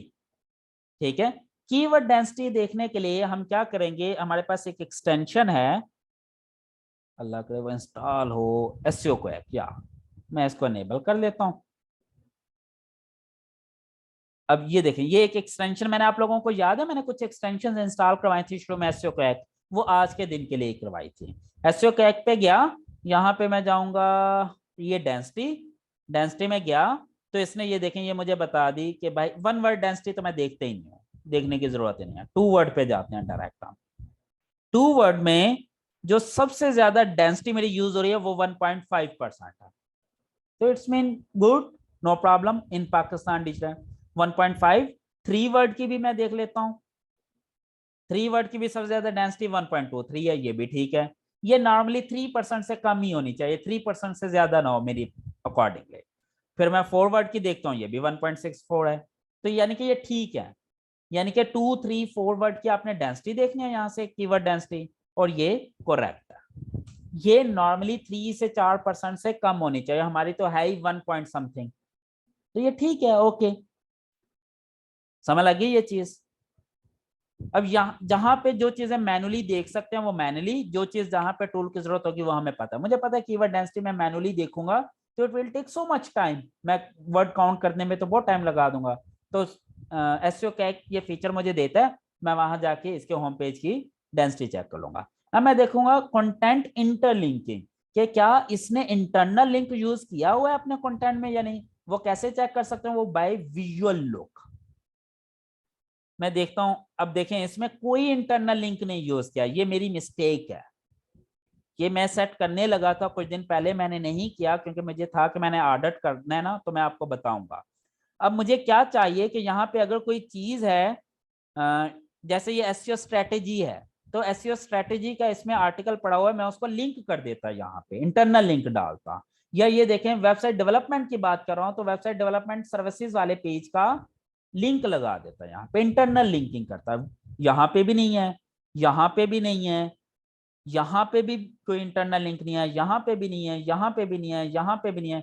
अब देखें मैंने अपनी पूरी साइट में कोई कंटेंट इंटरनल लिंकिंग की नहीं है होम पेज पे, तो दिस इज रॉन्ग। समझ लग गई? यहां तक कोई कंफ्यूजन है तो आप पूछ सकते हैं। ये लें जी, ये कंटेंट चेक कर लिया, बस यही कुछ है, कंटेंट टेस्टिंग होगी जी मेरी। अब एक चीज हम अज्यूम कर रहे हैं कि जो कंटेंट आपने अपनी वेबसाइट में लिखा हुआ है वो प्लेजराइज्ड नहीं है, ठीक है, वो कॉपी पेस्ट नहीं है। इसके लिए भी एक वेबसाइट है, इसको चेक करने के लिए siteliner.com, ठीक है। यहां पर जाकर आप अपनी वेबसाइट का कंटेंट दें। अच्छा, ये अभी मैं आपको बताना नहीं चाह रहा था, साइट लाइनर का मैं कभी इन डिटेल आपके साथ डिस्कस करूंगा। तो लेकिन यहाँ से हमें पता चल जाता है कंटेंट के बारे में। हम थोड़ा सा अब डुप्लीकेट कंटेंट में जाते हैं। ये देखें, अब ये मुझे बता रहा है कि भाई आपका ये इतना कंटेंट, कोई तकरीबन 10% कंटेंट जो है ना वो डुप्लीकेट आपकी वेबसाइट में है। अब जैसे वो कहता है वेबसाइट डेवलपमेंट जॉब वाले में जो है ना वो कंटेंट मैच कर रहा है, ठीक है। तो अगर हम देखना चाहें, अच्छा ये ज्यादातर ना हमारे इंटरनल पेजेस का ही कंटेंट मेजर करता है, ये अच्छा टूल है वैसे ये भी। अब देखें वो मुझे बता रहा है कि भाई ये वाला कंटेंट जो है ना, अब ये देखें वो कहता है ये मोबाइल ऐप वाले पेज में भी पड़ा हुआ है, ठीक है, ये सॉफ्टवेयर हाउस। अब ये बेसिकली एक्चुअली इसने कौन सा उठाया है, हाँ एक्चुअली ये वाला जॉब वाला पेज मेरा वैसे ही कॉपी पेस्ट है, ये छोड़ दें। हम कोई और उठाते हैं जॉब के अलावा ना, एसईओ ट्रेनिंग कोर्स या वेब डेवलपमेंट सर्विसेज उठा लेते हैं। यस, ये सर्विसेज पेज उठाया। अब देखें ये मुझे कह रहा है कि भाई ये वाला कंटेंट सारा कॉपी पेस्ट है, यानी कि मुख्तलिफ जगहों पे यूज हो रहा है। लेकिन ये वर्ड्स है ना, ये तो भाई कॉपी पेस्ट ही होंगे ना, क्योंकि ये मेरे तमाम पेजेस में मैंने शो करना है ये वाला, तो हम इसको इग्नोर कर देंगे। अब ये डिजिटल एप्लीकेशन या कंपनी इन पाकिस्तान, ये भी मेरा कॉमन वर्ड है। अब ये मेन कंटेंट है, यहाँ देखिए, यहाँ इस मेन कंटेंट में कोई चीज कॉपी पेस्ट तो नहीं आ रही। अब रिलेटेड पोस्ट, भाई ये रिलेटेड पोस्ट भी मैंने दूसरे पेज ही यहाँ शो किया ना, तो ये भी एक किस्म का कॉपी पेस्ट है, मैं लिंक तो चेंज नहीं करूंगा ना। तो ओके, ये मेन कंटेंट है, इसमें कोई चीज कॉपी पेस्ट नहीं है। अगर इसमें कॉपी पेस्ट नहीं है तो इसका मतलब ये कंटेंट मेरा ठीक है। ये देखें बिल्कुल परफेक्ट है ये कंटेंट, कोई एरर नहीं है। अगर थोड़ा बहुत कहीं दो चार वर्ड जैसे यहाँ पे मैच आया था, ये इसकी खैर है, इतने से कुछ नहीं होता। कोई मेजर पूरा पैरा या ऐसा तो नहीं है पूरी 3 लाइंस ही कॉपी पेस्ट हो कहीं से, ऐसा कुछ नहीं है। तो ये चीज समझ लग गई। तो यहाँ से ये भी मुझे पता चल जाता है साइट लाइनर वेबसाइट के थ्रू कि मेरे इनर पेजेस में कोई एरर तो नहीं है। बिल्कुल वैसे ही जैसे ये देखें, ये वेबसाइट डेवलपमेंट वाले पेज पर आया हुआ है, ये देखें जॉब वाले पेज पे, ये देखें कितना कॉपी पेस्ट है, क्योंकि ये मुझे पता है। अब मैंने दूसरी पेजेस पे भी तो डाली हुए है ना, अब उस पर भी लोकेशन यही डालूंगा, इंटरव्यू का यही दूंगा, इंपॉर्टेंट नोट भी यही है, डेजिग्नेशंस भी यही है, एम्प्लॉयमेंट की पॉलिसी भी यही है, टेक्निकल स्किल्स चेंज है हर जॉब के लिए इसलिए वो कॉपी नहीं हुआ, जनरल स्किल्स यही है तमाम जॉब्स के लिए इसलिए कॉपी पेस्ट है, ठीक है। ये बाकी की डिटेल भी यही है इसलिए कॉपी पेस्ट है। समझ लगी ये चीज। तो ये चूंकि जॉब मल्टीपल एग्जिस्ट करती है ना, तो जॉब में बहुत सारा डाटा कॉपी पेस्ट है मेरा, क्योंकि अब जहां पे मैंने जनरल स्किल्स हैं, मेरी तमाम जॉब्स के लिए जनरल स्किल्स यही रिक्वायर्ड है, इसलिए कॉपी पेस्ट है। तो ये चीजें मुझे पता चल जाती हैं। तो साइट लाइनर से मैं ये चीज भी डिटेक्ट कर सकता हूँ कि कंटेंट की ओरिजिनलिटी कितनी है, ठीक है, कि ओरिजिनल कंटेंट कितना है। यहाँ पे बल्कि एक मैं और भी डाल सकता हूँ रो, और उसमें डाल दूं होम पेज, इसको मैं कर देता हूं क्या कहूं, यूनिक कंटेंट। यस, करेक्ट, क्योंकि मेरा यूनिक कंटेंट है होम पेज पर। तो ये मुझे साइट लाइनर से पता चल गया। क्लियर होगी ये चीज। ओके, अब जो फार्मूला मैंने होम पेज पे अप्लाई किया ना, यही फार्मूला अगर तो आपकी है ई कॉमर्स, तो यही फार्मूला कैटेगरी पेज पे भी कर दें और यही फार्मूला प्रोडक्ट पेज पे भी कर दें। लेकिन अगर आपकी है ब्लॉग तो भी आप तीनों पे करेंगे, लेकिन अगर सर्विसेज साइट है तो यही फार्मूला होम पेज पे और यही फार्मूला सर्विसेज पेज के ऊपर। That's it. क्लियर होगी ये चीज। यहां तक कोई इश्यू तो नहीं है। कोई क्वेश्चन है तो जल्दी से आप पूछ सकते हैं, अदरवाइज फिर हम मजीद आगे मूव करते हैं।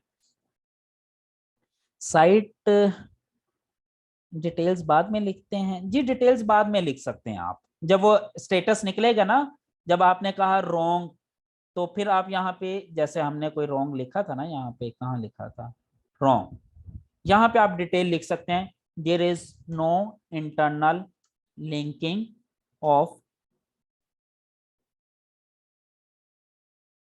there is no internal linking of inner pages on home page। ठीक है, समझ लगी। तो ये डिटेल आप इस तरह से लिख सकते हैं साथ साथ, लेकिन ये डिटेल सिर्फ आपने उसी की लिखनी है जिसका रॉन्ग है। करेक्ट की तो डिटेल लिखने की जरूरत नहीं है ना, वो तो ठीक है, जो रॉन्ग आए उसके आगे डिटेल लिख लें इसी तरह। समझ लग गई ये चीज? शाहिद डेंसिटी कैसे चेक करेंगे, अभी तो करके दिखाई है। पता नहीं सोए हुए हैं आप। ये दोबारा जब ये वीडियो रिकॉर्डिंग में दूंगा आप दोबारा इसको देखिएगा, उसमें चेक की हुई है। अगर कोई पर्टिकुलर क्वेश्चन है वो आप मुझसे पूछें। साइट लाइनर से डुप्लीकेट कंटेंट कितने परसेंट होना चाहिए? नहीं यार, ये मैटर नहीं करता, परसेंटेज फिक्स नहीं है। बस ये देखना कोई पैरा कॉपी पेस्ट ना हो, कोई पूरी लाइन कॉपी पेस्ट ना हो। अगर छोटी छोटी चीजें मैच कर रही हैं डजंट मैटर। ठीक है, तो इसलिए कोई फिक्स परसेंटेज नहीं है। तो कंटेंट का ऑडिट करना भी आपको समझ लग गया। अब हमने देखें यूआरएल का कंप्लीट ऑडिट करना सीख लिया, मेटा का ऑडिट करना सीख लिया, कंटेंट का ऑडिट करना सीख लिया। समझ लगी? अब हमने इमेज का ऑडिट करना है। एक चीज इसमें हमने ये भी देखना, कंटेंट रीडेबिलिटी। ठीक है, एट द एंड कि क्या कंटेंट रीडेबल है, कि ऐसा तो नहीं है कि बैकग्राउंड और फोरग्राउंड में बहुत कम फर्क हो कि कंटेंट पढ़ा ही ना जा रहा हो। ठीक है, जैसे अगर फॉर एग्जांपल यहाँ पे हम कोई कैटेगरी ओपन कर लेते हैं, मेरे ख्याल में इसी में इशू था। हाँ, जैसे ये देखें, अब ये कंटेंट पढ़ना आसान है या मुश्किल है? ये वाली लाइन देखें, इसका बैकग्राउंड भी लाइट कलर है और उसके ऊपर व्हाइट कलर में टेक्स्ट लिखा हुआ है, तो कंटेंट रीडेबिलिटी अच्छी नहीं है। तो ये वाली लाइन भी एरर है, ये भी एरर है। समझ लगी? तो इसको आपने ये लिखना है कंटेंट रीडेबिलिटी में कि भाई आपका कुछ पेजेस पे कंटेंट को रीड करना मुश्किल है, इट्स डिफिकल्ट टू रीड। क्यों? क्योंकि आपने फोरग्राउंड और बैकग्राउंड कलर सिमिलर रखे हुए हैं, यानी कि बैकग्राउंड कलर भी वही है, उसके ऊपर टेक्स्ट कलर भी वही रख रखा है, मिलता जुलता। तो उस तरह के कंटेंट को पढ़ना मुश्किल हो जाता है। क्लियर होगी यहां तक? ये चीजें भी ऑडिट करना आ गई। Okay, no let's go to the next point, that is image audit. अब इमेज का ऑडिट करना है। ओके, सबसे पहले हमने होम पेज पर इमेज रेजोल्यूशन देखनी है। ठीक है, कि भाई जो रेजोल्यूशन रिक्वायर्ड थी क्या वही यूज की हुई है? फॉर एग्जांपल, अब एक एग्जांपल ले लेता हूँ। यहाँ पे एक छोटी इमेज है ना, इतनी सी, हम इसको राइट क्लिक करेंगे, open image in new tab, देखते हैं ये छोटी इमेज ही यूज की हुई है। It's okay, fine, good enough. जबकि हम किसी और वेबसाइट की देखते हैं। एक मिनट, मैं साथ साथ आपको किसी वेबसाइट का ऑडिट भी करके दिखाता रहता हूँ। अब देखें, अब इस वेबसाइट की अगर हम बात करें,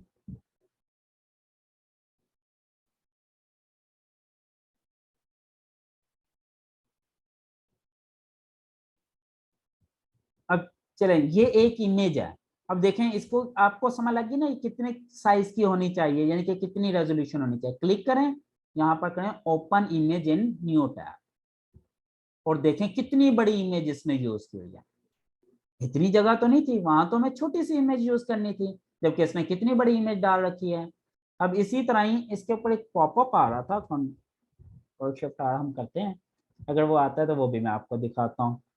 तो समझ लगी ये चीज कि भाई इसमें छोटी सी जगह थी लेकिन इमेज इतनी बड़ी लगा रखी है, तो ये भी गलत है।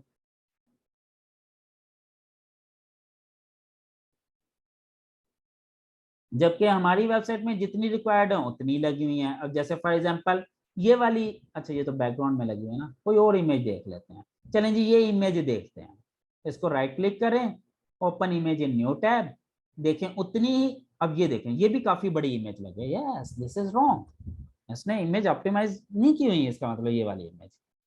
ठीक है, अब ये एक एरर निकला है और ये मुझे भी नहीं पता था। देखें ऑडिट करते करते एक चीज मेरे सामने भी आ गई।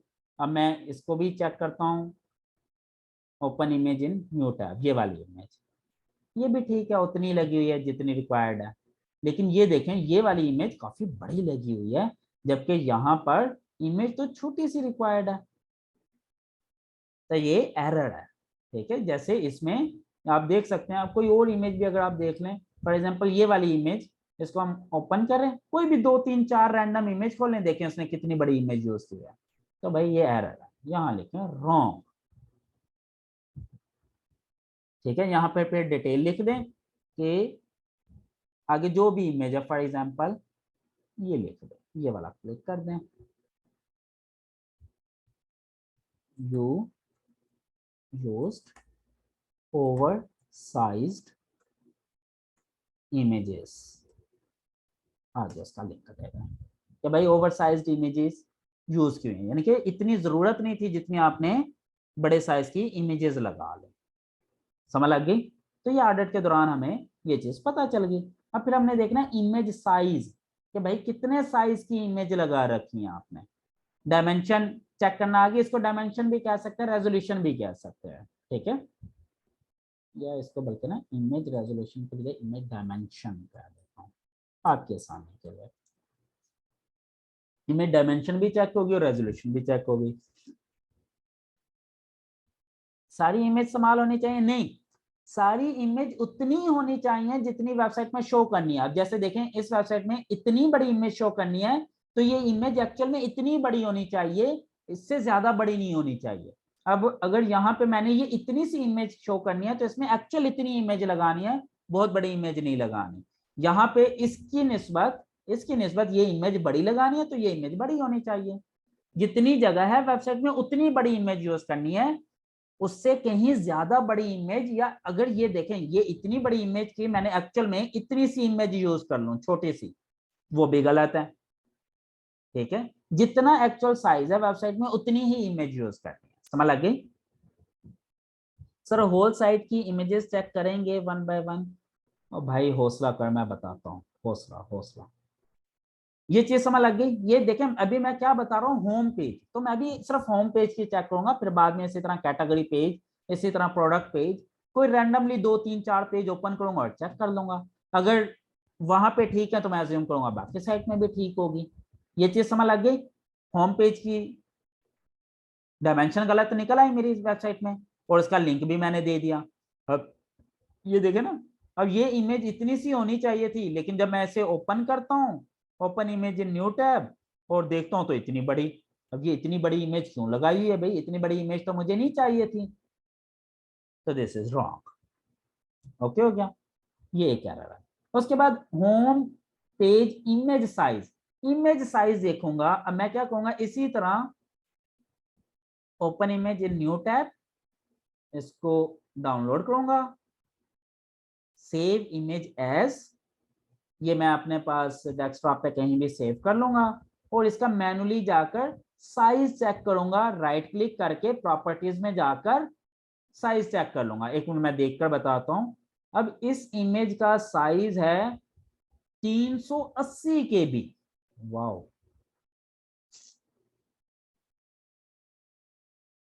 380 KB, समझ लगी? अब इस इमेज का साइज 380 KB है।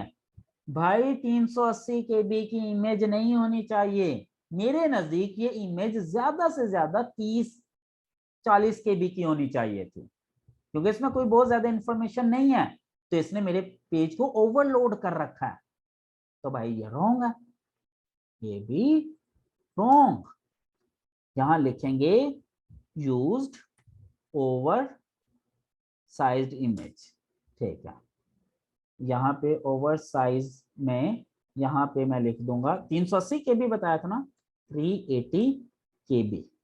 तो भाई 380 KB की तो एक इमेज यूज कर रखी है आपने, फिर इसके बाद एक और इमेज भी इस तरह की। अब मैं देखता हूँ हो सकता है इसमें भी गलत हो। फिर ये ओपन टैब, ये ठीक है। अब ये देखें, ये छोटी इमेज लगाई हुई है, ये देखें कितनी बड़ी इमेज लगा रखी है, ये छोटी सी लगाई हुई है, ठीक है। यानी कि ये इमेज उन्होंने ऑप्टिमाइज कर दिया, लेकिन ये वाली इमेज मेरे डेवलपर ने ऑप्टिमाइज नहीं की। ये हो सकता है वो भूल गया हो या उसे याद ना रहा हो, ठीक है, या बाद में चेंज करते हुए दोबारा गलत पिक्चर उसने अपलोड कर दी हो एक्चुअल वाली।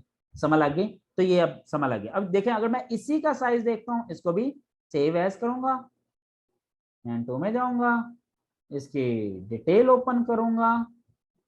एक मिनट मैं अभी आपको चेक करके बताता हूँ। इसका साइज है 49 KB, इसका साइज 49 KB है, उसका 380 KB था। तो भाई ये भी तकरीबन इतने की होनी चाहिए, 30 40 KB की। बस मेरी बात फॉलो कर रहे हैं? तो ये भी एक एरर आ गया, निकल आया। फिर उसके बाद हमने देखना है कि होम इमेज जो है इसमें इमेज आर्ट यूज किया हुआ है या नहीं किया हुआ। अभी ये सारा ऑडिट जो है ना वो मैनुअली करके दिखा रहा हूं मैं आपको, अभी इसको हम वो भी करेंगे। अब आल्ट चेक करने का एक तरीका है राइट क्लिक इंस्पेक्ट। जब इंस्पेक्ट करेंगे, एक मिनट, ये इंस्पेक्ट वाली स्क्रीन आपको शेयर हुई है या नहीं? एक मिनट, मैं ये भी शेयर कर दूंगा, मेरे ख्याल हुई नहीं। अब देखें सोर्स कोड नजर आ रहा है। अब यहाँ पे मैं राइट क्लिक किया और इंस्पेक्ट किया। अब ये देखें सोर्स कोड नजर आ गया।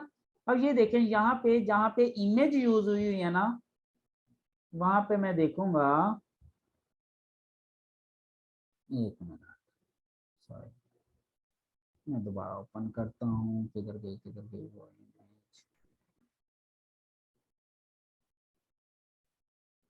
एक मिनट, मुझे रिफ्रेश करने दें इसे।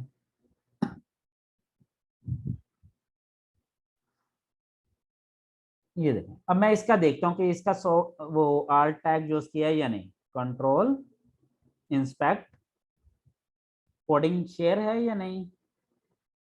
एक मिनट, मैं शेयर कर देता हूँ। ये लें, अब ये भी शेयर हो गई। अब ये देखें ये ओपन हुआ। अब ये मैं इसका सोर्स कोड जाके देखूंगा, भाई इसका इमेज ये नाम ये रखा, इसका लिंक ये है। ये देखें ये आर्ट के अंदर ये लिखा हुआ है मैन इमेज, यानी कि इसका अल्टरनेटिव टेक्स्ट दे रखा है मैन इमेज के नाम से, क्योंकि ये एक आदमी है जिसकी ये वाली तस्वीर है, मैन की इमेज लगी है, तो इसका आर्ट टैग भी हमने मैन इमेज दे दिया। समझ आ गई है? तो ये चीज ओके है जी। यानी कि इसी तरह हमने बाकी सारे इमेजेस के कोई रैंडमली उठाएं 4-5 इमेजेस, उनके देख लें कि आल टैग दिए हुए हैं या नहीं। आल टैग दिए हैं तो करेक्ट, नहीं दिए हुए तो उसकी एक सैंपल भी दे दें। फिर home page URL, home page URL, अच्छा होम पेज में इमेज यूआरएल होगा, होम पेज इमेज यूआरएल। अब होम पेज की जो इमेजेस हैं उनके यूआरएल देखने हैं कि वो ठीक हैं या नहीं। जैसे फॉर एग्जांपल इसको हम ओपन करते हैं, इस सॉरी इसको ओपन करके ओपन इन न्यू टैब करते हैं। अब ये यूआरएल देखेंगे। अब देखें ये वेबसाइट डेवलपमेंट से रिलेटेड कोई पिक्चर है, तो इसको हमने दे दिया इमेजेस वेबसाइट डेवलपमेंट इमेज 1। काफी सारी इमेजेस थी तो मैंने 1-2 कर दिया आगे, तो इसका मतलब ये ठीक है। तो इसका जो यूआरएल है ये याद है मैंने आपको बताया था, स्लैश इमेजेस स्लैश आगे इमेज का नाम और फिर आगे उसकी एक्सटेंशन होनी चाहिए। तो ये ठीक है। इसी तरह आप 2-3-4 रैंडम इमेजेस खोलें, अगर ये सारी ठीक है तो करेक्ट, अगर इसमें कोई गलत है तो रॉन्ग लिख के उसकी यहाँ पे डिटेल दे दें, सिंपल। उसके बाद हमने देखना है कि क्या इमेज हमारी नेक्स्ट जेन फॉर्मेट में है या नहीं। तो हम देख सकते हैं हमने नेक्स्ट जेन फॉर्मेट यूज नहीं किया हुआ। मैंने आपको बताया था नेक्स्ट जेन फॉर्मेट 3 होते हैं, next gen image formats. There are 3 next gen image formats. कौन कौन से, वो मैं अभी आपको बता देता हूँ। यहाँ देखते हैं what are next gen image formats. ये what are the 3 types of, अच्छा इसमें तो काफी सारी, एक मिनट देखते हैं इसने लिखा होगा यहाँ पे। अच्छा नहीं आते, हम अपनी वेबसाइट खोल लेते हैं। ऐसे हम एसईओ में जाते हैं, पता नहीं लोग इतना डाटा लिखते हैं, जो काम की चीज़ें अक्सर जगहों पे मैंने नोट किया वो मेंशन ही नहीं होती। इमेज ऑप्टिमाइजेशन में जाते हैं, यहाँ पे देखते हैं नेक्स्ट जेन इमेज फॉर्मेट का वो होगा host unique alternative thing file, ये रहा राइट इमेज फॉर्मेट। ये देखेंगे वो कहते हैं नॉर्मली आप ये फॉर्मेट यूज कर सकते हैं जेपीजी, पीएनजीज, एसवीजी, गिफ, लेकिन ये नेक्स्ट जेन इमेज फॉर्मेट नहीं है, ये नॉर्मल फॉर्मेट है। जो नेक्स्ट जेन इमेज फॉर्मेट है वो ये 3 है, जेपीईजी 2000, जेपीईजी एक्सआर और वेबपी। वेबपी सबसे ज्यादा प्रेफरेबल है। मैंने ट्रेडिशनल यूज किया है पीएनजी, तो ये तो ठीक है, लेकिन ये नेक्स्ट जेन फॉर्मेट नहीं है। समझ लगी? मैंने वेबपी यूज नहीं किए हुए क्योंकि मैंने इसकी सेटिंग नहीं की थी मुझे, वरना ये सारे इमेजेस 1 बाय 1 चेंज करनी पड़ेंगी। तो मैंने वही ट्रेडिशनल ही कंप्रेस करके लगा दी थी फॉर द टाइम, लेकिन ये रोकता। ओके, उसके बाद ये चीजें सिर्फ हमने देखनी थी इमेज के अंदर, ये 5-6 चीजें और कुछ भी नहीं।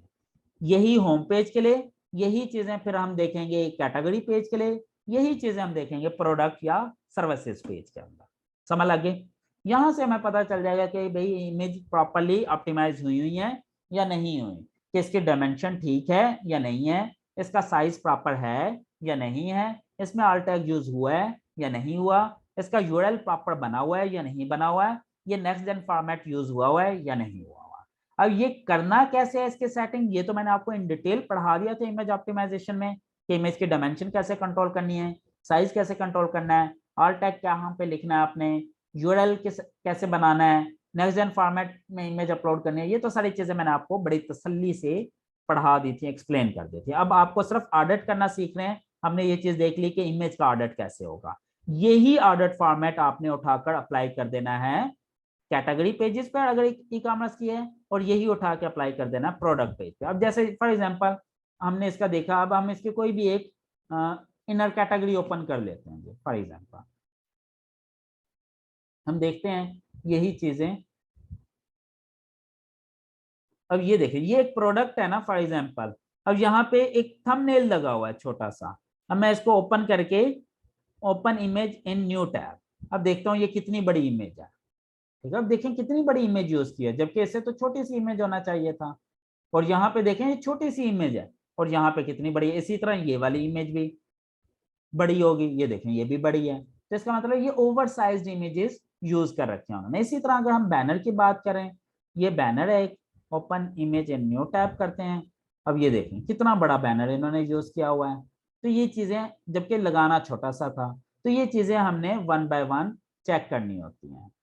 समझ लग गई ये सारी चीजें। इसी तरह फिर आप प्रोडक्ट पेज की खोल लें, इसको आप देखें वन बाय वन कि जो इमेजेस साइज रिक्वायर्ड है क्या वही लगा हुआ है कि ज्यादा तो नहीं लगा हुआ, ये चीजें आपने चेक करनी है।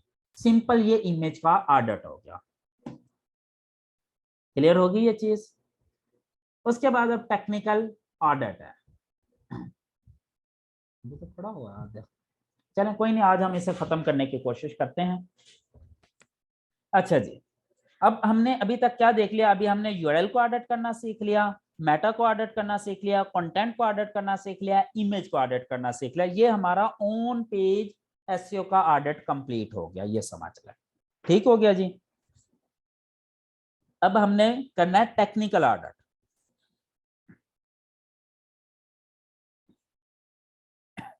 टेक्निकल ऑडिट में क्या करना है, सबसे पहले हमने ये देखना है कि इसका वेबसाइट का स्ट्रक्चर कैसे बना हुआ है। अब वेबसाइट का स्ट्रक्चर में हमने ये देखना है कि भाई इसका स्ट्रक्चर देखें, इसका मेन्यू बना हुआ है, मेन्यू में इसका कैटेगरीज बनी हुई हैं, कैटेगरी में फिर अच्छा आज के लिए काफी है इतना। ये अभी तक सिर्फ हमने ऑन पेज एसईओ का ऑडिट किया है, ऑन पेज ऑडिट पढ़ा है, अभी हमने टेक्निकल चीजों का ऑडिट नहीं पढ़ा, ऑफ पेज का ऑडिट नहीं पढ़ा। चलें जी, आज के लिए इतना ही काफी है ऑन पेज का ऑडिट। अभी अगर इसमें कोई क्वेश्चन है तो आप पूछ लें, बाकी का फिर ऑडिट का जो आधा लेक्चर है वो हम कल इंशाल्लाह लेंगे। ऑन पेज एसईओ का कंप्लीट ऑडिट हो चुका है, जिसमें हमने यूआरएल को ऑडिट करना, मेटा को ऑडिट करना, कंटेंट को ऑडिट करना, इमेजेस को ऑडिट करना सीख लिया।